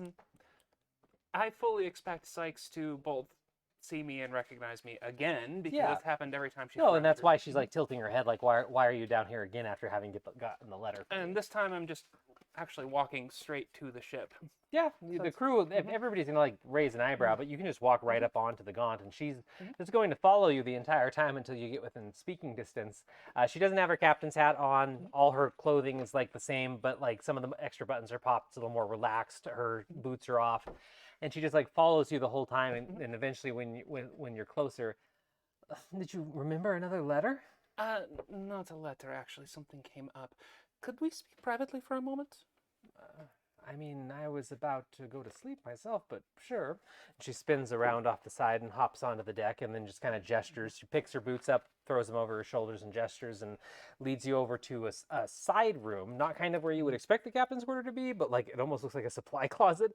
And she goes in there, and inside is a decently sized room that is very plush on the inside, doesn't have any windows, but it looks like some sort of a private study. And she tosses her boots near the door and walks over to sit in the kind of a leather chair by a red wood desk that is filled with papers and all sorts of weird trinkets. And she looks over at you and just kind of gestures like, surprise me. Oh, this is nicer than I expected. I was hoping we could book passage with you. I'm not sure when you're planning to leave, but Oh, we were going to leave this evening. that is actually perfect if you don't mind perhaps delaying an hour or two. What's the catch? The catch is my friends and I will likely be leaving very quickly. How much trouble is this going to be for me and the Gon?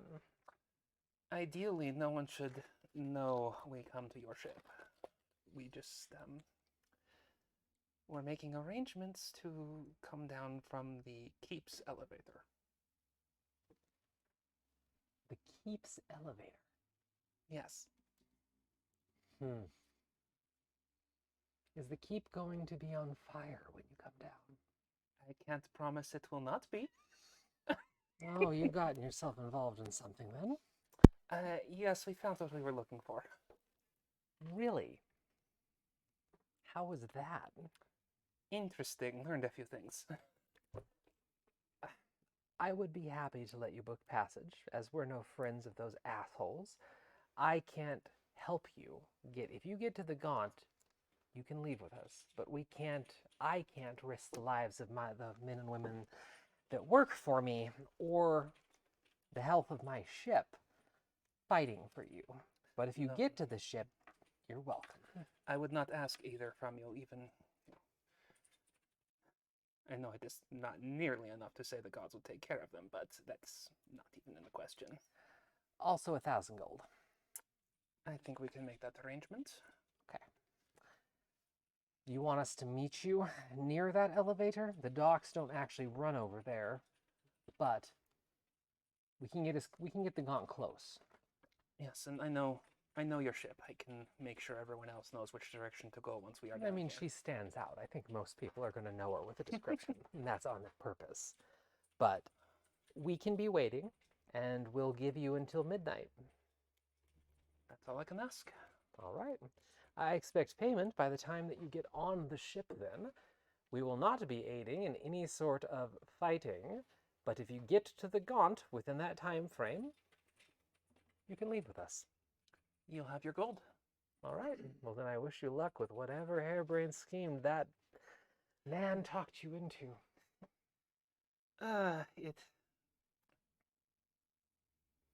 It should be interesting. I only wish that I had a front row seat to it, but I think I'm just going to hear the fireworks down here if they go off, so hopefully you all live to tell the tale and can entertain me and the crew on the journey. Yes, one of my friends is a much better storyteller than I am. Perhaps they would be willing to entertain you with the details. Well, I hope so. Well, good luck then, and perhaps we'll see you tonight. Perhaps we shall. All right. So you head directly back after that?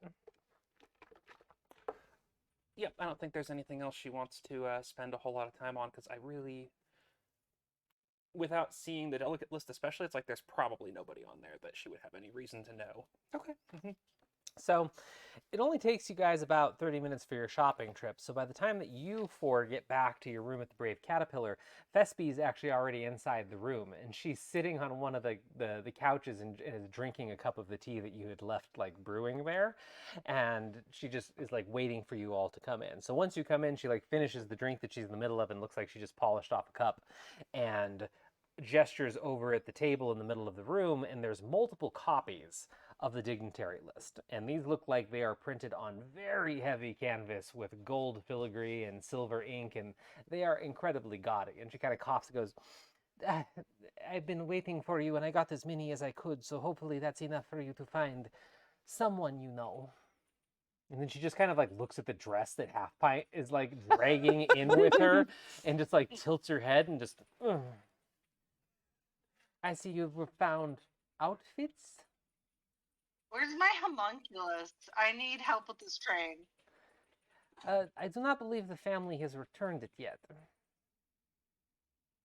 You're gonna regret that. They might, but they have not returned it to the guards, so. I'm going to, I guess, take the time to build a little cannon Mm-hmm. that I want to follow me Okay. and just carry my train behind me. We'll make it a. You're going to use your artificer homunculus to carry your train. I love it. We'll make it a protector. So, protector cannon. I like it. Okay, yeah, you can take the time that's needed to activate that. That's awesome. All right, so the four of you that are in the room, you have access to the dignitary list. So there are names that you recognize on the list, typically just from world news and from history lessons, current events, stuff like that. Sani rejoins you a little bit after you start perusing the list, and you are correct. Sani doesn't recognize anybody in the list except what I just said, like you've heard some of these names in your travels kind of thing. They're not broken into delegations either. It's just like a very long internal, probably, guest list. You recognize a few of the names particularly, but they're not family names. But they're Furbog names, but you're like, wait, these people were like part of like the royal like families, but they weren't, part of your family or anything like that. But you don't see any of your family names on there. Interesting. Yeah. Cass, you think you've heard of some of them, don't know them directly, and you don't recognize any of those names. You think one or two of the elves on there seem familiar, but nothing too big. I So, will take them. say what? I'll take them. You'll take them. What, the names? The elves? I will go address them. Oh, is what But you're yes, I saying. will take their names and try and find where they're staying and go talk to them. So, as this is a general list, it's pretty easy for most people to pinpoint the elven names on there. You don't know if they're actually from Treetop, though. Cool. I'll point out which ones are though. But I know. Okay, yeah. These ones. Okay. Well, so the thing is, the only people from Treetop are the Furbogs that you recognize. You recognize 3 Furbog names from Treetop on there, and those would be Gervasis, Porico, and Lubin. Lubin, Porico, and Gervasius. Oh And my those are goodness. the Furbog from Treetop that the prince recognizes. Ooh. There are a handful of elvish names on there, but they could be from anywhere. And as far as either of you know, they are not from Treetop. But you said they seemed kind of familiar. Kind of familiar, but not particularly tied to Treetop, just famous elves. Yeah, I'll still take their names. Okay. Well, you have a Tindermollen on there. You have a Lindner and a Karfa. Because these are all last names, technically, that are on there. Because they're Okay. honorable this, honorable that. So, Could you give me those football names again? yeah. The first one is Gervasis, Gervasius. G-E-R Gervasis. I know, they just got to be complicated, don't they? V-E-S. Porico, Porico. Oh, so I know, Porico. P-O-R-I-C-O. Okay. And the last one is Lubin, which is Lupin, but swap the P for a B. So Oh, that's easy. L-U-B. That one's easy. Okay. Yep. They've become our best friend. I mean, they could be, for sure. Half Pint recognizes one name in particular. Otherwise, everybody else, you have the same experience of like, yeah, I know of them for different reasons, but you actually know someone on the list. And the name is Mervyn Inkspot. No, I hate her. I don't know. What But- is she doing here? But Mervin, or well, sorry, it says Inkspot. It doesn't say Mervin, but you see the name Inkspot on there. Oh, absolutely not. Absolutely. I'm gonna make a scene. What's going on though? You remember me telling you about the me murdering someone in Nightmare Land? Sort of, yes. Hard to forget. Okay, well that was my old tutor, whose last name is Inkspot, and he's not a nice guy. So maybe we don't want to make ourselves known to him because he could be part of the group that is supporting them. Well, if he is, I'm gonna shoot him too. That's fair, but we don't talk to him beforehand. Oh no, I will. I need to know why he's there. Maybe what now?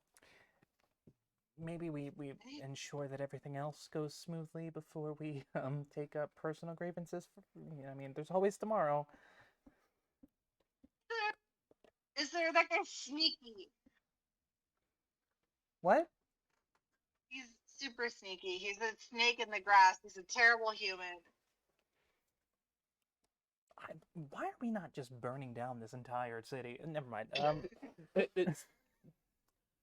We would probably die if we tried. Never mind. Is Anomaly on this list? Anomaly is on the list, yes. Anomaly agreed to come. That's super rare. I mean, it's a guest list. It's an internal guest list of people that invites were sent to, you can assume. If these people are actually here, who knows? But you see all the heroes of Arlia listed on there. You don't know if they're actually going to show their faces because nobody except Anomaly has really been seen since those days. So, they could be, but their names are all on here, so. Is my mommy's name on there? No. Nope. That's probably good. Sadly, yeah, probably good, but I mean, still sadly not. All right, so you have a I will few. keep my grievances to myself. So you have I will a few act names. polite. Mommy has taught me how to be polite even when I hate people. Mm-hmm. So I'll do that. If only there was a blue flame on there. All right, so you have a couple names, so you have some time to think of your strategy. If you're going to go try and track these people down, what are you going to do? Go track him down. Make Okay. ourselves known. Well, I think that's probably a good time for our break because we've been playing for a little bit and we have about an hour left in the show tonight, and hopefully we get to see the beginnings of this scheme being executed by this party. So we're going to go ahead and take a break. Should be between 5 and 10 minutes, so it's a great time for you to go get some snacks and hydrate as well, because that's what we're going to be doing over here.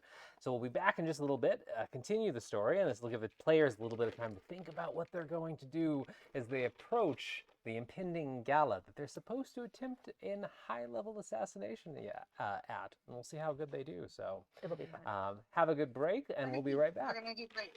I'm assassin. Wait.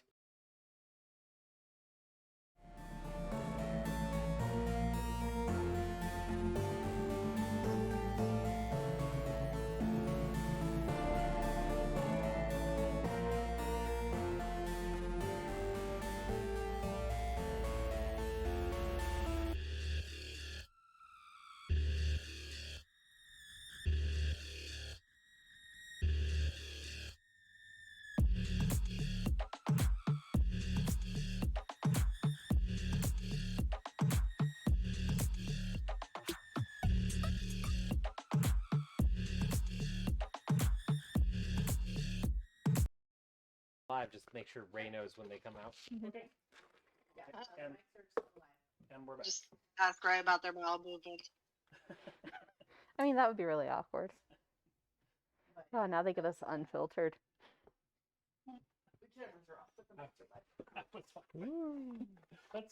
Let's take care of business before we deal with personal grievances. I can just hear in my head. Can I at least shoot his hand? Oh, no. Cut them off. Just cut off his hands. I'm just gonna cut off his hands. Yeah, Would that really sorry. disrupt the party? I mean, it's just a little bit of dismemberment. Hands. Nobody needs both hands. Music is gone, but can you hear us, nerdy fucks? You did hear the conversation, right, Sarah? Yeah, sorry. Okay, just so you know, audio is still working. I heard you. Ask us anything. Yeah. Yeah. It's the AMA section of the show. Ask Gaspard or Sonia or Sandy Pages or Cree Definitely or Sandy Pages. I need more of his backstory. We have two of the streamers that I watch were online. I don't know if Nitty and Mama Nitty- Tops. I don't Nitty know. rated us at the very start. He waited for the start of our stream. That's Rated beautiful. us. Nice. Yes. How many people do they rate with? 15. Dang. So I don't know if Nitty is still on, but I think Mama Fox is still on. Sleepy is still on. I think Well, Fox is still on. Nitty's a video game streamer. Likes he was playing Mortuary Assistant the other night. I almost dropped Mortuary my damn assistant? phone. Oh my gosh. It's a hilarious game. And I've seen somebody play it. Like I already knew. We just had I somebody knew what join the to server. expect. Oh, hey. Almost dropped my phone. It's a hilarious game Mama to watch Tots? somebody else play. But he's also big on Dead by Daylight, which I'm probably going to get and play with him. Nice. I was teasing him that he needs to come game with us. If you're in the stream right now, Mama Talks, thank you for joining Discord. We'll say hi to you there. Yes, welcome to the server. Welcome. But yeah, anybody still tune in and listening? If you've got questions or comments you want to make to the players, this is the moment where their full attention is on you. A valid question for any one of the characters is just why? No context needed. We understand. Especially for Gaspard. Unfortunately, we almost never have an answer to that. question. Yes. Is That's always Giovanni about- hot? Yeah. Giovanni, if you missed the previous episode, would fall into the category of daddy. Yes. I'm sorry, he falls into I the mean, category. there's a reason two of the party members have slept with him in their backstories. Qualifies. Yes, Sleepy definitely wants to know if Giovanni. Giovanni is very much so a daddy, and unfortunately, the way that he was introduced into the scene is because of their child being a little shit, and normally he is full of charm, and usually his shirt is half unbuttoned, and he is the very definition of the swashbuckling bard that is a daddy. He is As I make the whole definitely studio laugh. What is that? he is definitely a DILF, like deep, Definitely a dilf. deep closeted lesbian cast. I mean, But believe- still, like I'm It's interested. not I will really, explore this. not really a dilf considering you did that. Dad, I once wanted to. No, dad, Not a good acronym for that. more of a daddy that I did. A DID, if you would. Been there, dad, that. Been there, dad, that, yes. It's much easier to do this voice when I don't have to be on stream. Daddy. Okay, I'm going away to get a drink. You have a drink on the desk. Shut up. Excuse me. I need a moment. That's right. You walk away. Giovanni's issue wasn't his charm; it was the insolence. That's why he was introduced in the way he was. As you can tell, very fun childhood. We got to go to taverns. Some kids go to Disney World. Cree went to the underbelly of society. I don't know why I'm looking at the camera. I mean, it's not helping anything right now. No, that's true. What was your inspiration for Sonny? Sonny is actually a character I originally made for a completely different role-playing game called Flying Circus. It's written by a woman named Erica Chappell. It's kind of a Studio Ghibli adventures in post-apocalyptic being a biplane mercenary. And one of the backgrounds are the Fishers, which are a not horrendously racist take on the idea of Shadow over Innsmouth, where a community has gotten tied in with deep sea eldritch powers. So, like, you're kind of weird, but there's nothing actually evil about you. The game I made her for never actually happened, and she was just kind of a character concept that was sitting in the ether, not getting used. When this game was spinning up, it's like, you know what? I really want to play her still.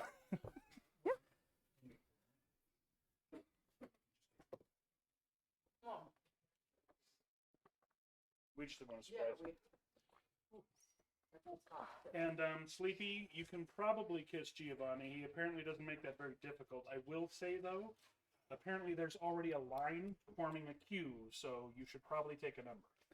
Yeah, it goes Vander, then Half Pint, then you. than taking all comers. Shadow, I think we were calling Giovanni a daddy. I mean, there's many daddies in the campaign, to be completely honest, but currently, that is the one that we're referring to. I'm not aware of any other daddies beyond myself at this point. I mean, y'all haven't met Shark Daddy yet, so. I suppose, Or no but daddy. the question is, yes, you can definitely kiss me, as can most characters, as long as you're nice and not a horrible person. Why Otherwise- have gender roles when you can have pizza rolls? I love that. Nerdy I like Fox, that. that's a smart take. That is, I like that is a smart take. Say what? I want pizza roll. Okay. Also, what I is a don't want to non-binary fight daddy? over No, I'm kissing good. this Thank you, guy, Doc. but like I'll duke it out if Vander does it. I swear to God. Daddy. And look, rolling the conversation back for a second, the only reason Sonny still doesn't consider him a dilf is she has a girlfriend now. Or it wasn't that good, and you're like, I'll pass on that. Can we all stop insulting my I mean, No. you keep thinking that. As long as You're not into it, Cass. look, I'm just saying. non-B? I like This that. this daddy is accepting of everyone, and I'm just saying, Sonny, you and your girlfriend at the same time. I have to talk to her about that. Your girlfriend might be into it. I gotta stop doing the voice immediately after Kira walks away. Listen, Giovanni was a very important part of Cass understanding her sexuality. God, I still love that moment of like, you can do that? That's an option. Listen, they had some really nice foreplay, and then it got to the main event, and it was like, nah. We have 2 brain cell between the entire party. Yes. Yes. You can tell from our I will absolutely shoot hands off. I feel like Sonny has You 2 should brain be cells, aware. and the rest of us are passing one around. That's That true. tracks, that tracks. Yeah. No, That like, fight is very smart, but she's also very aggressive. I don't. She's a simple creature. no, I mean, it's been my joke, like, backstage since the start of the campaign that one of my goals with Sonny is that she's a very grounded individual who kind of can be relied on, but the ground she's standing on is just at a weird slant compared to where everyone else is, so every now and then she makes completely the wrong choice. Does it not follow proper geometry? I mean, you don't need such things in some places. True. Okay, so Sonny is Cthulhu. No, she worships, Yeah. like, a whole pantheon of weird Cthulhu things. So Heta is Cthulhu. And Maybe. Kree is going to make sure Maybe that Cthulhu. everyone knows the word of Cthulhu. Definitely what we should be doing. Kree, why are you doing Are you this? making another I'm not people asking you to spread my religion. Listen, you made a convert, your mission is successful. Kree doesn't even believe in it. They're just like, I don't know, people seem to jump in. It seems fun. Not even a way to get gold either, because Kree doesn't want to have a big pile of gold. I'm not asking for tithes. Wait, why do you need gold? What's the point? You guys just sit around and tell stories. You might not be asking for tithes, but Gasparda is on your behalf. People keep handing Gaspard money. They're like, I don't, Sonny, here you go. Where do you keep finding this? Actually, Sonny still has like over 900 gold of Kree's, and Kree completely forgot about it. Oh Like, yeah, there's that gold no... is paying for the escape ship. I figured. Perfect. We're down the end. Are our mics on or no? It is, Yes. yeah. Oh my goodness. Yeah, we're Yeah, talking- we're We're supposed to talking tell to the you. audience. Oh, hi. Some of them are asking us questions, otherwise they just get to listen to us be crazy.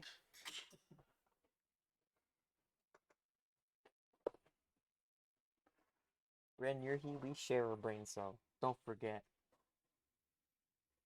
You weren't here for the conversation about there being a queue. Yeah, there's a whole queue. It goes Vander, Who gets to Pathfinder, kiss Giovanni? I'll have to kiss Giovanni? No, the line to kiss Giovanni. Hey guys, Who's in first? this is the weirdest You. family reunion Oh, I've I'm in ever first. been. Oh, I thought that because Vander then has to do it. Yeah, Half-Pint said they'll jump on the bandwagon. There is no bandwagon yet. There's a bandwagon. You Gaspard, tried that's my to kiss him, and Sonny and Cass have both kissed him. That's how it works. If someone gets to kiss somebody, I get to kiss them too. But that all, Is that canon now? Yeah, and Cass is not interested in another go, and Sonny has a girlfriend that she's not going to cheat on. but that also means, Vando, you've got to get off your butt and do it because Half Pint is waiting impatiently in line behind you. Oh my goodness.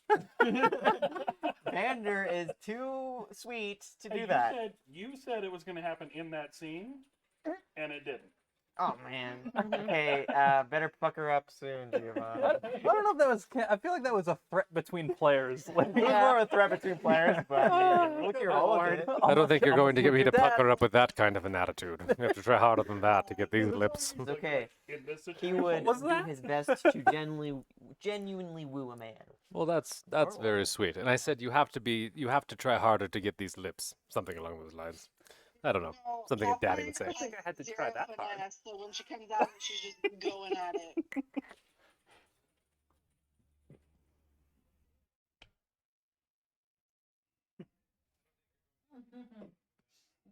it's not ADHD, it's ADOLS. that is very much yes.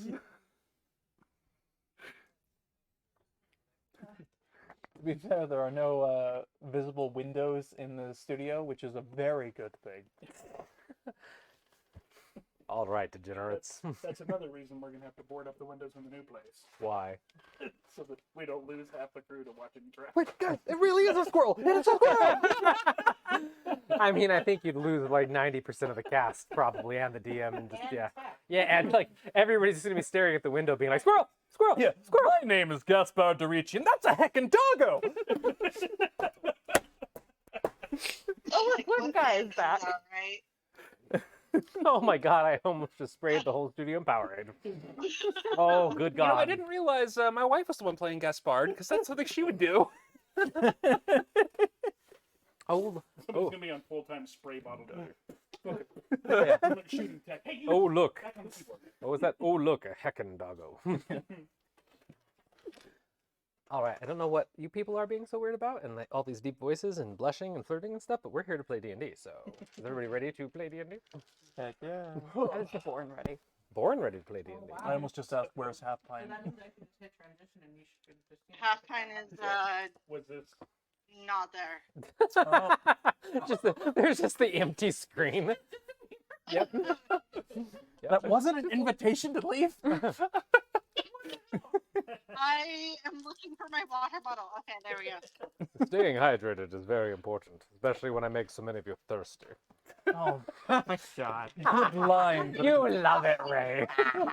It is a good joke. Thank you very Everybody much. else has to do it, then Half Pint has to do it. Plus, you don't get to see. Who knows? I bet you're not going to see Giovanni that much more after Shadow- he dies heroically. And this is gonna why die, Sonny so- drinks so much every time they stop in a tavern. Shadow, I like to think that our campaign is delinquents and deviants. So.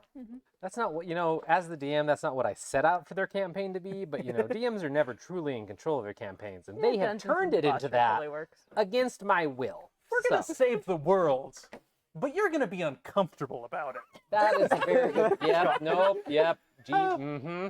Yep. Because that's- we're playing real Alright, complex so characters. yeah. Me. The one that used to yell at people that yells at everybody for canoodling is the one that's canoodling. Yeah. Okay. Okay. I can see. Soon with It's all that Giovanni. deep canoodling shame that you hold inside. Yes, yes. Okay. He's shy about it. He won't admit it. And I mean, technically, because our audio is live, you can just flip the cameras on whenever you want. Actually, So, yeah, yeah, We're you gonna take a break from this break to go back to the stream. yeah. transition you guys. Okay. Oh no, we're live. That'll make that interesting cutting that for YouTube. Don't know what we're gonna do for YouTube if we're gonna include the break audio or not, but Probably not on like the main videos, but got there's a no lo- reason they couldn't be saved up to be like side content. I know. But do we want that sort of dirty language on YouTube? We have a lot of time to think Why not? about it. We already have an R-rated stream. Yeah, I there's suppose. no way. I suppose. But It's our new short between the transitions. Ooh, okay, I like Did it. you not hear my smut I mean, they take a puns? while, Because my so- smut puns made it pretty clear I didn't care what Oh. other people thought. You were smooth. Okay. Okay.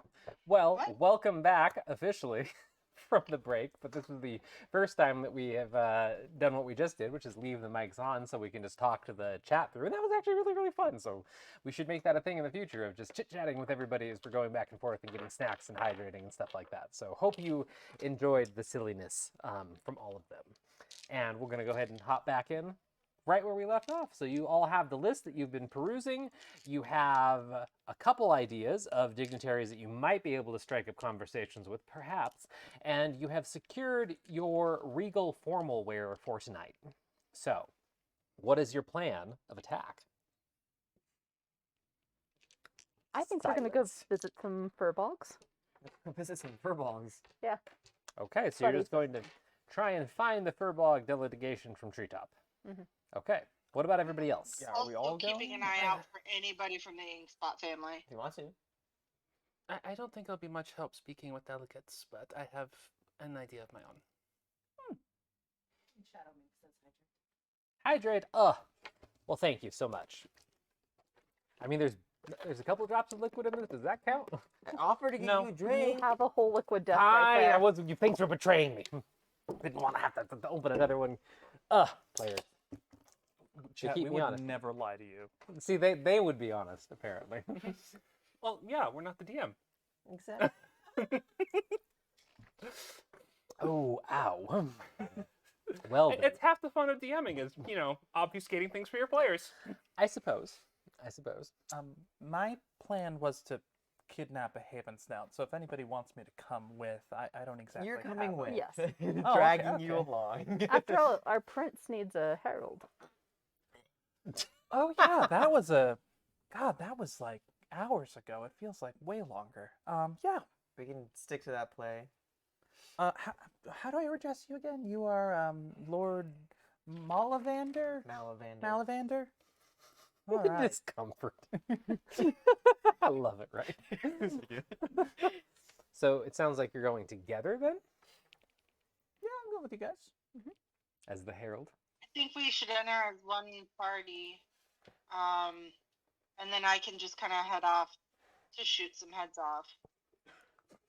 What? Gosh.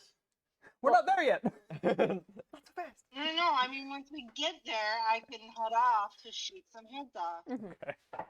Yeah, we're going to meet people. We'll reconvene in the room, meet up with Fesby, and then go to a party. Can we retcon that I bought a... No, I guess I would have to buy it now. I'll be right back. I go to buy a bugle. When you guys go out, you'll be able to pick one up very easily Oh, just yeah. in the square. Yeah, you can obtain a bugle. Yes, it would be 30 silver, I think. I Yes. hand them a gold. I mean, you can make their day. Yeah, This definitely. is easier. Yeah. So you all have a plan then? Says Fesfi, who's been sitting there the entire time. Oh, Really? you're still here. I did not leave. No, You want to come talk to furbolgs with us? Several plans. not particularly, because it would tie myself and the Haven Snouts to the whole thing, which I think you'd want to avoid. You know, the giant symbol on my armor and all that. And our escape's been arranged if we take the lift that you and Giovanni were going to get us to.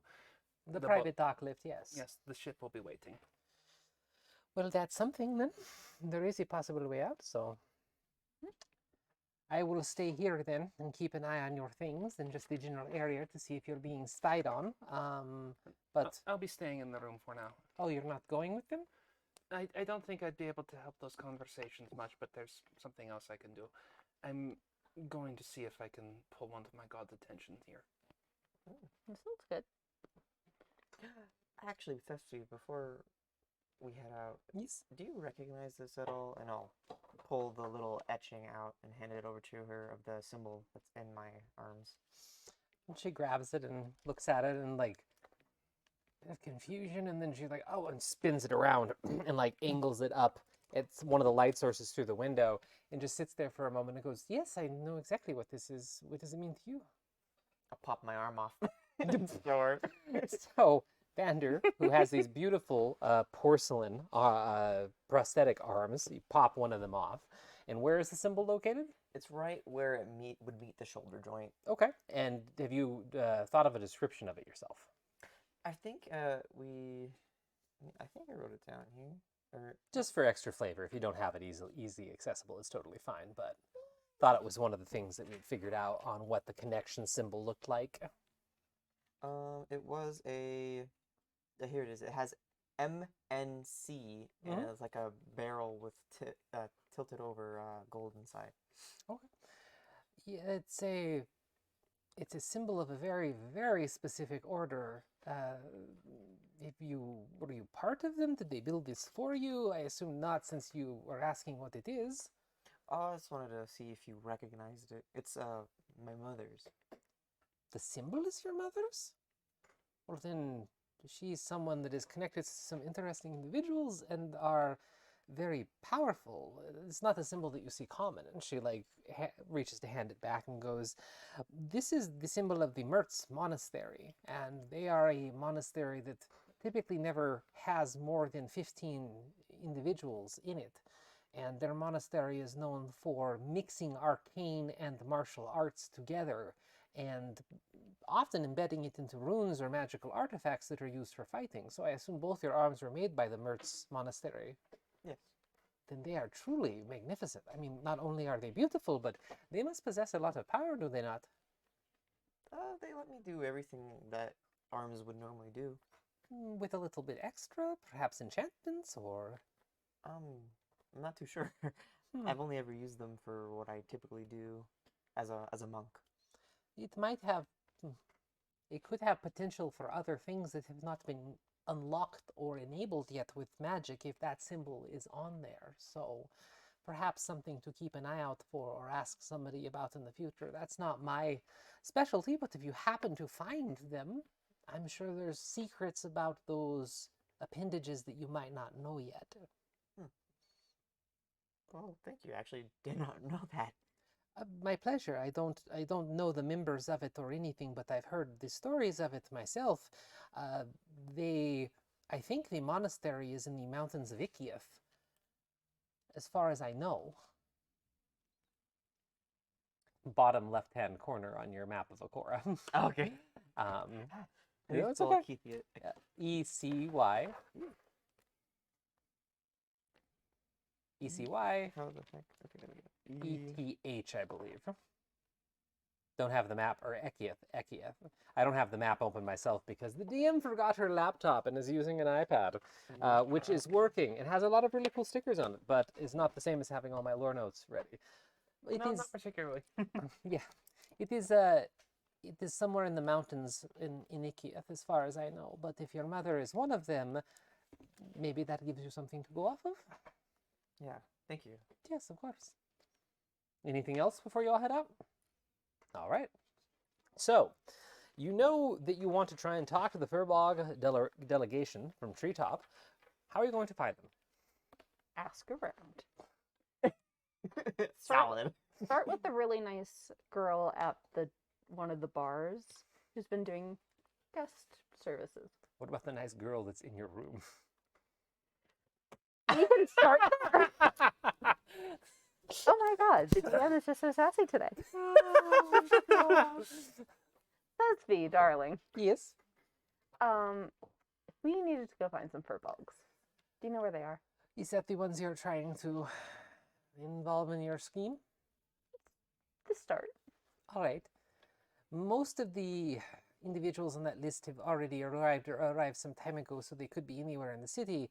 But there is a specific academy building that was converted or is converted every year for housing, and it's extra security is put on it, and it is a bit more lavish than the other ones, and it is nearby. You could start there and see what delegates you bump into, and perhaps ask around there.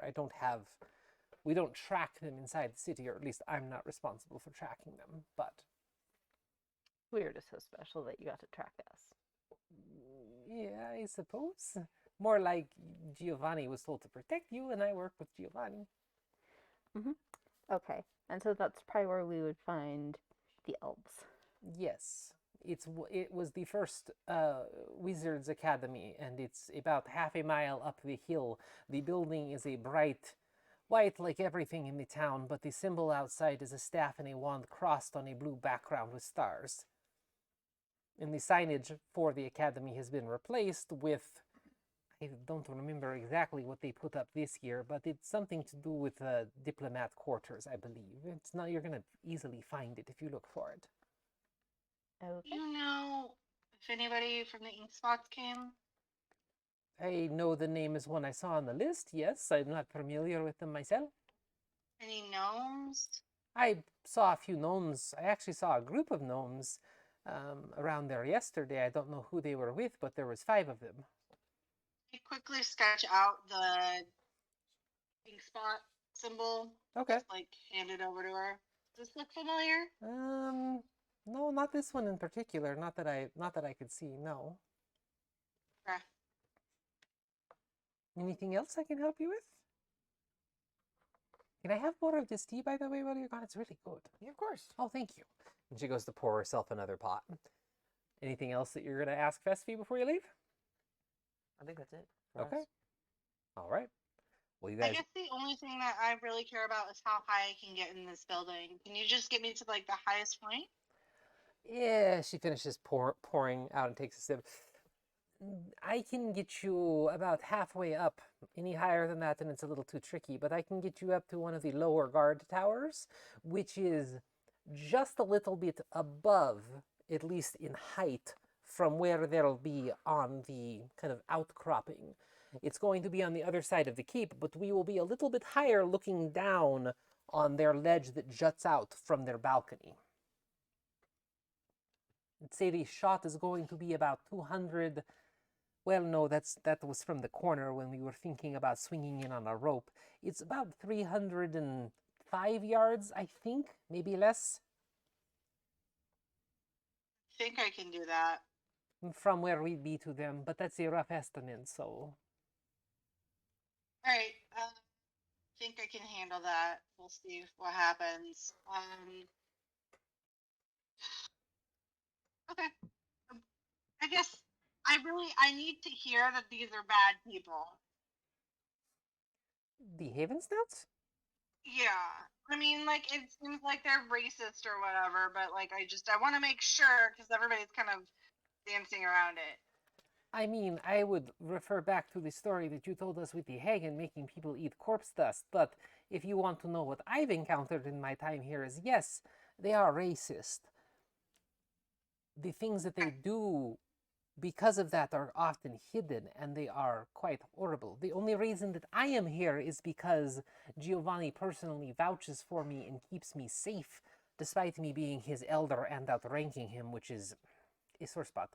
But if anyone comes to this city, even seeking the adventuring academy that is not human or elf, they will turn them away and often then send members of the academies out to attack them, rob them of all their possessions, and most often kill them on the roads outside of outside of Vinzor.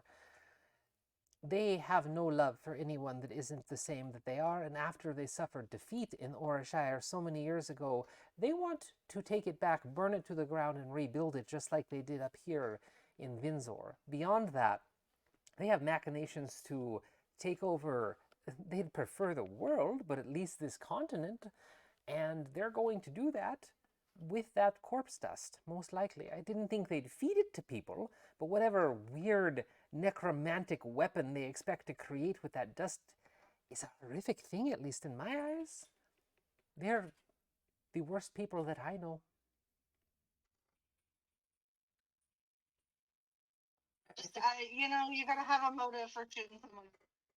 I agree with that, yes. I don't think you should dole out death without such motives and quite careful consideration, so... You wanted to cut off Tallwind's hands for evil Lose horticulture. their hand. Sticky fingers lose their fingers. Evil horticulture? Long story. Okay.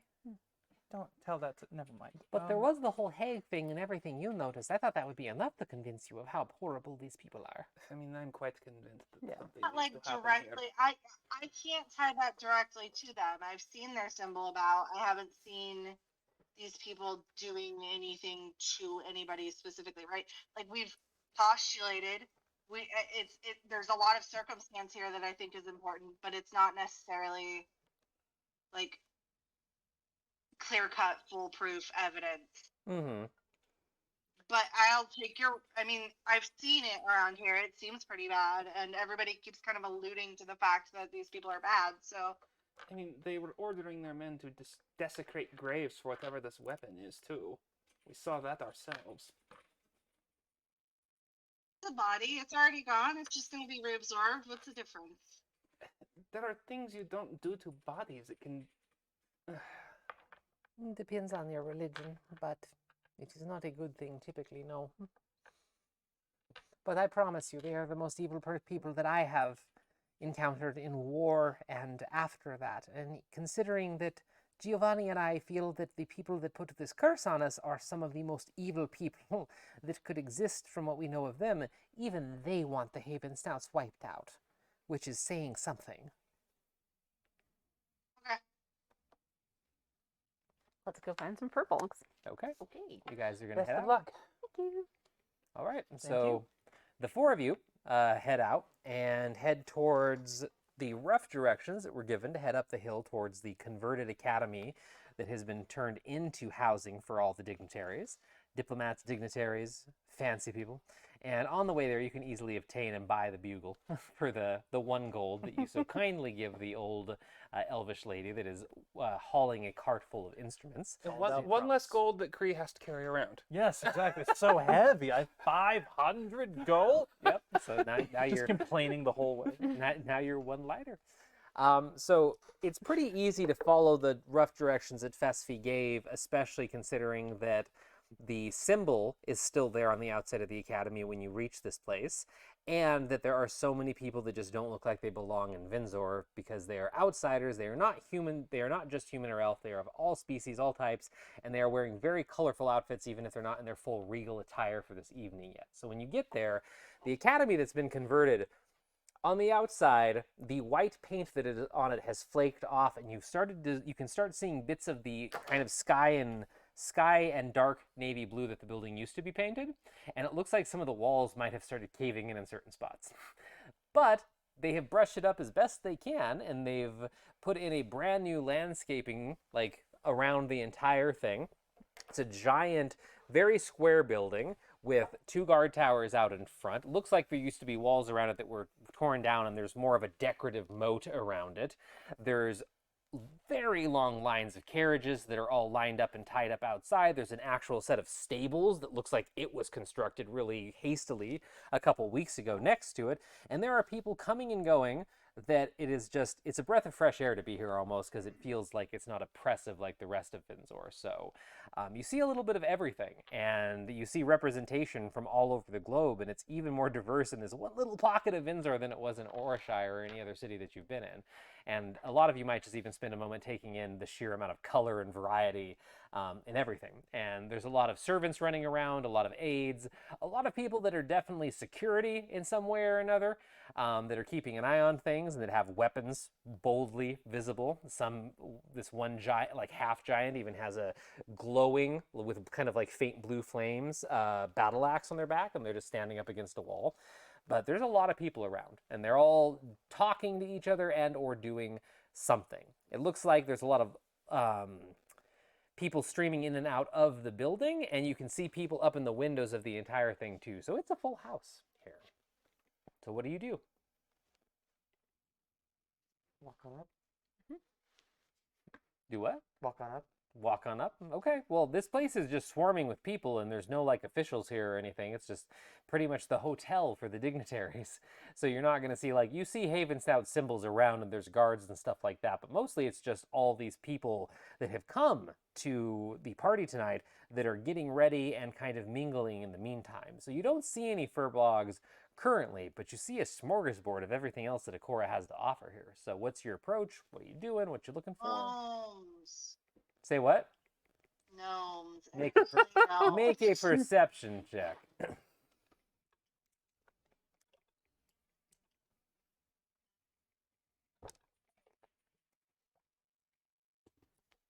That would be a 19. 19? All right. Mhm.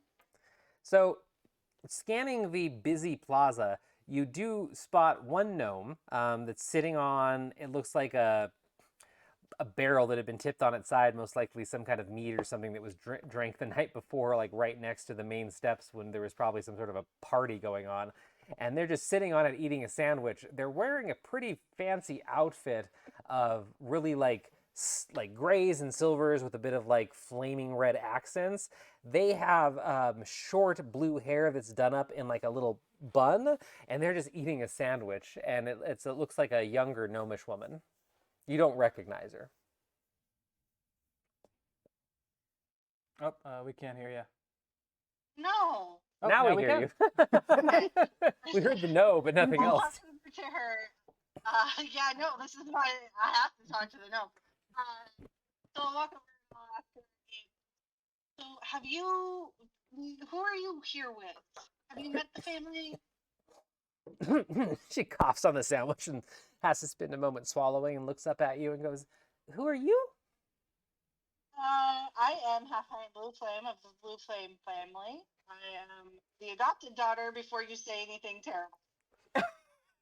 I'm unfamiliar with your family. My name's Renee. What question did you have again? Renee what? What's your last name? Renee Winter. Okay. Do I recognize that last name? No, it's a common enough one. You don't know any a specific gnomish family with that name of note. Who are you here with? I'm here with my delegation Or for a very important person. what very important person? Is this your first time in one of these things? You don't just like typically walk up to someone and without knowing them. I conduct business. This is how I've always conducted business. This is how Papa taught me how to conduct business. Are you questioning Mama and Papa? Who the fuck are Mama and Papa?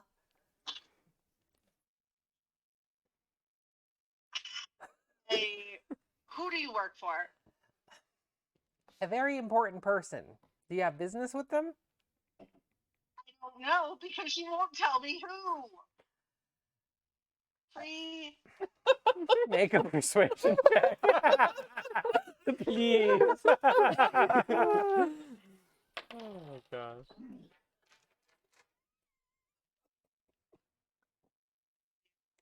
What was it? Video. So I'm just gonna look over at Cree and like scream as loud as I can. Cree! I told you my name is Sonia. Yes, I apologize for Lady Blue Flame. She is learning the ropes of commerce and trade internationally. She is a family of scientists and engineers, and they produce a lot of technology that will revolutionize the world, is basically their mission. And you, which house do you serve? I don't serve a house, I serve an individual. Oh, interesting. And if they were ever looking for a cutting edge above their competitors or anything like that, I'm sure they would love to have a partnership with the Blue Flames. They have all the edge they need already. I don't think they need technology at this point. Interesting. What sort of field are they in? I mean, just a general sense can't really be a betrayal. This woman is eating her sandwich. This woman is here on important business, and it would be Eating her rude sandwich. to... Are you all together or something? I'm just passing by with my friend. No, all right. We actually have gotten a little separated from our party. We're looking for the treetop verbal group. The delegation? Yes. I think they're around here somewhere. Actually, I think they went off to the tavern across the street. We've been on break for a little while since one of the last Haven Snouts came down and told us the formalities that we have to deal with tonight and the protocol. So there was an official meeting about an hour ago, and a lot of people dispersed to eat their lunch. You know how it is being Pointing in my assisted. head, hoping Unfortunately, that Cree will hear me. I'm just like, please listen, ask about Inkspot. Well, thank you. I'm sorry for them. We're gonna Oh, go. it's fine. I will say, It is great having a connection with the Blue Flames. You never know when there's going to be opportunities for collaboration. I'll keep that in mind. Okay, to the tavern. Are you still staying still? Treat up. Straight up. If you're staying still, I'm staying still. Yeah. I look at her and I'm like, do you work for the ink spot? No, not at all. She No, would know who you I- were if she was working for the ink spot. I mean, frankly, most people know who you are. Who I am. The issue is that she won't tell me who she is and who she represents. I told you, my name's Renee Winter. That doesn't tell me anything. Will your benefactor be at the gala? No, she's not going to be, but we're here in her stead just in case anything of interest comes up that is of interest to the anomalous conglomerate. Oh, okay. You're cool then. I mean, I'd like to think so. You could have just said that. Like me, I like Anomaly. I wasn't gonna do anything to Anomaly. I mean, she's not here to begin with, but we do try and keep a somewhat low profile. Okay. Well, I won't tell anybody. And if you see anybody from the Ink Spot family, will you give me a heads up? If I see you, I can. Sure. Sonia sits down across from them. So, you don't have to confirm, but if I were to make an assumption about what you just divulged, Uh-huh. why would you even attend something so, I mean, this place? Information's information, and if you have, it pays to know. We are simply here to listen and report back in case there's anything of note that the conglomerate would want to be aware of before the rest of the world hears about it. And you serve her directly? You could say that, yes. Oh, you think there's anything she needs to know about? Yeah. So if there was going to be uneasiness at the gala of people who are not exactly a fan of the hosts, is there any chance that your benefactor would be willing to help? In any way, indirectly, of course. I would hate to. You need to speak a little more plainly because what you're insinuating right there is very interesting. Haven Snouts are guilty of more than. Obviously. Yes, well, there may be a sort of insurgent faction that's looking to ensure that their interests cease. And This you know day. this personally somehow. I've stumbled upon some juicy information. Well, I would sure hope that it doesn't come with the loss of any sort of life or anything like that, but I'm sure that the conglomerate would like to know this sort of thing, yes. Well, you know, sorts of things like these, it's really important to know who you can count on to ensure that there is no risk of life. Are you asking for the conglomerate to intervene in some sort of an event that is going to take place? To the benefit of what is right, yes. We are watchers. And if I was looking for someone who wasn't a watcher, perhaps you know. In the conglomerate or just in general? That could help out in the immediate event. I'm afraid that I don't personally have connections with this sort of a crowd. I know the few of us that were sent here from the conglomerate. If you want, I can try and confer with them and see if we can get an answer from on high. But it's not really a guarantee of anything. I hand her a wand of sending. Just use this. You can contact me at any time. Takes it and looks it over for a second and goes, I'm good now that I know you. But thank you. Would hate to waste this. All right, I come back and I walk with everybody, and I'm just like, I did a good thing. So you and you and Half Pint go back, because are you still following along, Half I mean, Pint? I'll linger if you. Yeah, I'll come with. Okay. And I'll say I'm really sorry. I forgot that you were Sonia right now.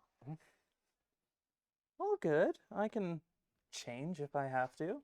So as you walk away, Renee, like who just finished her sandwich, wads up the piece of like wax paper in her hands and like watches you walk away. And by the time that you get 50 feet away and happen to glance back, she's not there anymore. But definitely made a request of her. So, Half Pint, there's a 50% chance that I did a very good thing, and a 50% chance that I just compromised absolutely everything, and I'm only now considering the consequences of my actions now. I got a little bit excited. I just want you to be aware. You're in charge, so it's fine. What was that? Well, you're in charge, so it's fine. Why does everyone think I'm in charge? All right. I just clutch my bugle like I'm gonna do my job and then meet back with you guys. It's okay. You don't have to talk for this. It's probably better. You're not from treetops. Oh my gosh. That's why you got the bugle. So we walk into the tavern. Are there furbolgs? So the tavern indicated across the street is one that is gaudy like the Brave Caterpillar, but in a different way. This one obviously is banking off the fact that this happens every single year and has decorated itself to be the most elegant tavern. So no bright colors, definitely within the silver-white color scheme of Vinzor, but tries to bill itself as a upper-class tavern. And the name of this one is the Diamond Platter. And the outside of it looks like it was freshly painted a week or two ago. There are beautiful flower arrangements hanging in all the windows and at the door frame. The door frame itself is covered in like a wreath of flowers that goes all the way around that is probably enchanted because it sparkles like it's covered with glass or glitter in the sunlight. And you see that it's a very popular location. Most of the people that you can see through the windows or eating food outside are dressed like they're getting ready for the event later tonight. Or they're wearing just very nice plain clothes before they get dressed. The individuals running the establishment on the inside are wearing incredibly formal dress, more than you've ever seen any tavern keep wear. And they are actually taking things around to the patrons on what look like diamond platters. They're probably glass or something else like that. But the way they catch the light, they definitely do have a very distinct effect. So you all see this like across the street and make your way over there. As you're making your way over there, perception check from everyone, please. Actually, I haven't had a group roll in quite a while. Too much talking. Yeah, what the heck? Too much role play. What was that, Sarah? 14. 14? 17? 17? 1 for Ray. No! 14. 14, okay. Nat 20. Oh, nice. Oh my gosh. Total Okay. 23. I'm looking as if Sonny's there. I'm like, Sonny? Like, what was your roll? Now, Sonny is probably concerning Fespi a lot right now. No, yeah, we will Blood get, we everywhere. will get to the bloodletting and the blood ritual shortly. So for everybody else, you just kind of pick up the details of what I was just what I was just describing about the tavern, the patrons right now. You also like notice how fine the food is. Reminds you of some things that you used to have at home, and a lot of these dishes are just way too complicated, and you would never find them at any sort of a tavern or anything. So whoever's running this is definitely banking off the fact of we're going to make a lot of money off this event. And maybe they don't serve this fancy of food all the time, but some of your favorites might actually be there from childhood and stuff like that. So you see a lot of very rich marks is what you pick up from this. I'm gripping the bugle like, not today. Why did it have to be today? Don't take the trays. Yes, don't take the diamond trays. Cass, as you guys are walking over, you zero in on something interesting, though. And you see somebody standing in one of the windows. It looks like a furbog that has their hand up against their nose and there's blood on it. They are dressed very finely, though.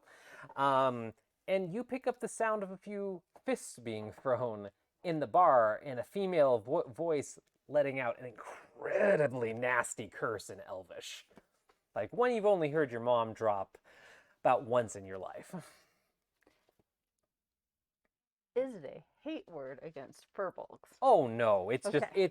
it's just the equivalent of a long string of curses, but it is not racially targeted Okay. at all. But as you pick up on that, you see a fist come out of nowhere, sock the furbog in the face, who drops, and you see two more like lunge past the window, and the whole crowd kind of reacts like with gasps and shocks as fists are thrown inside, and you see a couple flashes of very like basic magic, like no one's throwing fireballs or anything like that, not in this crowd.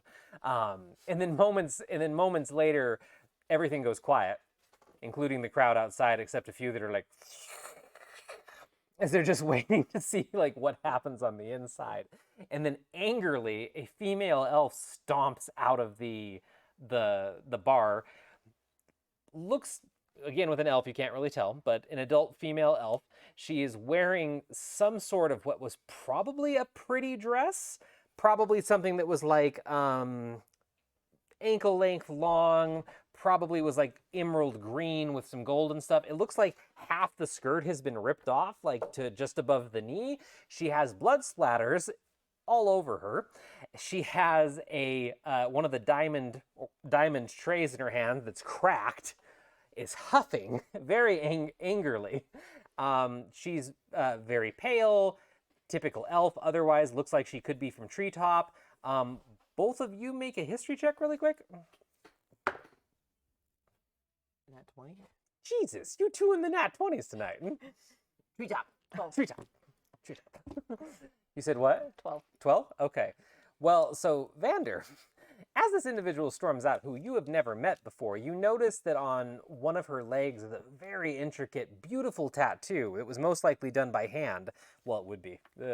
It's not a magical tattoo, I guess is what I'm trying to say. It's a traditional ink tattoo.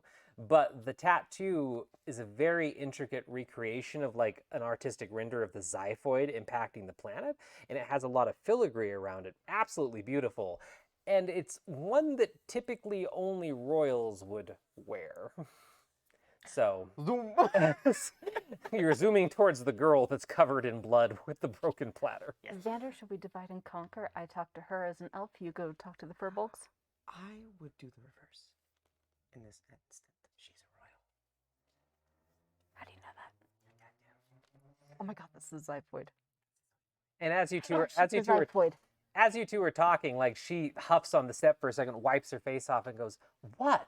It like everyone looking at her, and drops the platter, which shatters next to the steps, and like wipes her face off, and just like gestures at the crowd. "They're assholes," and walks down. She lost her shoes and whatever was happening too, and like one of her feet actually leaves a bit of a small blood footprint for a minute or like a step or two before it stops, and she just wipes her face, and like thankfully people stop looking at her, and she just like, it looks like she's catching her breath, but nobody's like going after her or anything like that. So Let's go. Let's both go to her. Okay. Hi.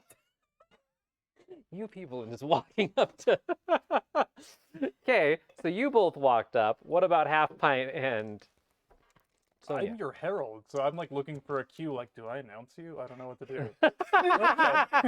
So you guys are following When along you see the blood, I'm gonna try to offer to bandage up her feet. It's fine. Don't worry about it. It was just, I think it was mostly their blood that I stepped in. I don't think I'm really bleeding that much. Just case of some assholes. Did you know them? I'm sorry if you knew them. No, we were just headed this way. You seem to maybe be from Treetop. We're from Treetop. And like, small world. I mean, And I like poke my ears out. you just flip them out of the braid. Put them back in. Why, there's elves around here. My family. I was born in Treetop. Yeah. Awesome. I mean, obviously the party, but like, what brings you here specifically? I'm a representative of a city-state, and I am here because of that. Are you part of Aether Clan? No, what makes you think that? Tattoo. Fair enough. I forgot that they ripped the dress. No, I'm not part of Aether Clan. parents were connected to it, and I love the designs and the tattoos, and it was one of the first that I happened to get in my life. But no, I'm not part of Aether Clan. I left Treetop when I was really young. Lucky. Okay, I'll leave it to you. I'm gonna go talk to the other ones. No, I wouldn't. You're not yeah. trying to talk to the Furbog, are you? Yes. Well, I broke 3 of their noses, which is going to make some of that hard. But What even happened? they said some very horrific things about me, my family, and elves in general, and I didn't take kindly to that after how long I've been gone. Plus, they usurped the actual royal family, if you followed the news from Treetop at all, and there was murder involved. I am no longer going that way. Please explain. I've been away from Treetop for a very long time. Can we buy you a drink to get info? I would love a drink as long as we don't drink in that pretentious fucking place. Have you been to the Brave Caterpillar? It's really nice. I have not been to the Brave Caterpillar. No, I wouldn't mind getting a drink. I will link arms with her. I start shoving the Okay. bugle into the backpack like as best I can. Like, we're not going to use this. As they're walking away. No! Oh, no! Sarah. Sarah froze. That, Wait, no, Sarah's No. back. Wait, no, is she that would. an attractive elf? What? Wait, what? Is that like a mommy elf? Oh my Is god. that a mommy Oh elf? God, we're going back to this. Wait, did you ask Sonny that? No, Sonny's not No, there. no, I'm asking. Yeah. I'm Yes. asking Sonia. Oh, okay. Well, so this elf, she's on the taller side, very very athletic build, and she is incredibly beautiful. So, what does Sonia say? I don't have an answer for you right now. And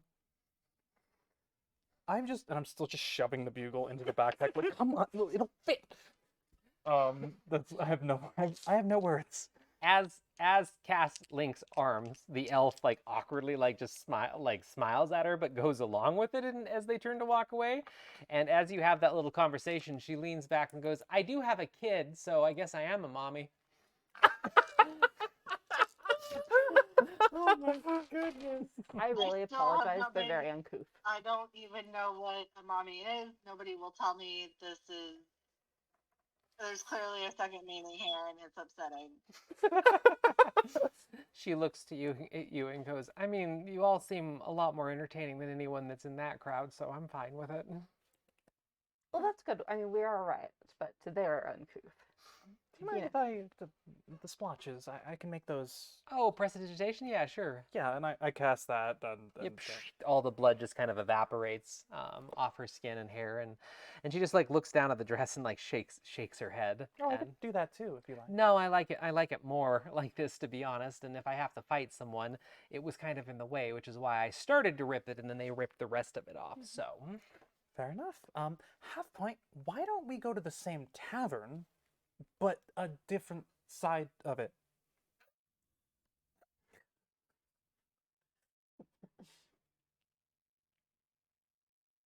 Vander. I think Vander and Cass have this. Just meant like the furbolgs in there might. Y'all could talk to the Furbolgs. Ooh. again, wouldn't recommend it. They're bastards, but if you want to go for it, have fun. You said they overthrew the royal family? Yes, as far as the You report that probably shouldn't talk to them, Vander. I don't want to talk to them. Yeah, don't talk to them. I don't wanna talk I to would them. not. I mean, if we talk to them, it wouldn't be diplomatic. So up Exactly. to you. Go ahead. I actually. I link arms with Half Fight. Half Fight, this is gonna be fun. All right, so you guys are gonna turn around and head back that way. Uh-huh. Okay. All right, so we have Sani up in the room doing blood magic. We have you two heading back that way, and then you two take this elf back to the brave caterpillar. And then what happens there? Get her a drink, right? Get a drink. Fire a drink Okay. in the most remote private booth. It's the brave caterpillar, and there's people performing on the stage, so you can still get that weird little corner table that you've got a couple times. But I mean, there's people nearby, but it's kind of private. You know, most privacy you're gonna get, but you can definitely go claim that table if you want. What's her name? You haven't asked her yet. Okay, so hi. Introductions all around.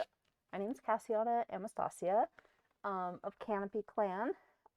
Mayor. I mean, I don't know how much you follow politics, but the mayor's my dad. What's his face? Mayor Meliama. Meliama.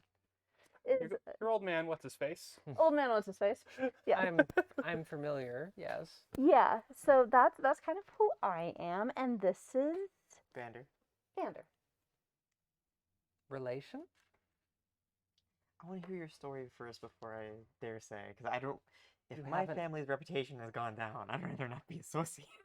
I wouldn't say your family's reputation has gone down, sweetheart. It's more that some of them might be dead. That's And what I'm concerned. Oh, yeah. I'll be happy to tell you the whole story. Would you mind getting some ale? Any ale?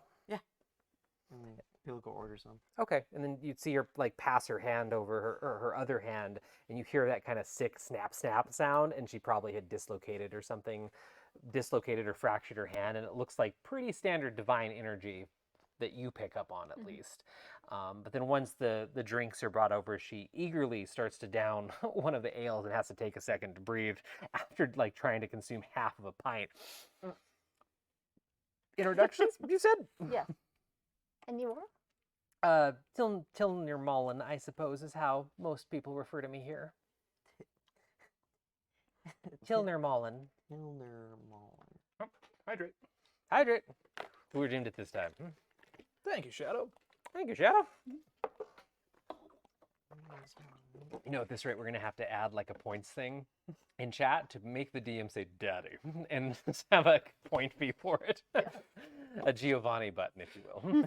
So the Tilnir Mullen actually has a spelling if you want it, or you just want to write down the whatever is going to make you remember that, Ray. That works. Say what? I just did the basic Hilner Mullen. Tilnir Mullen.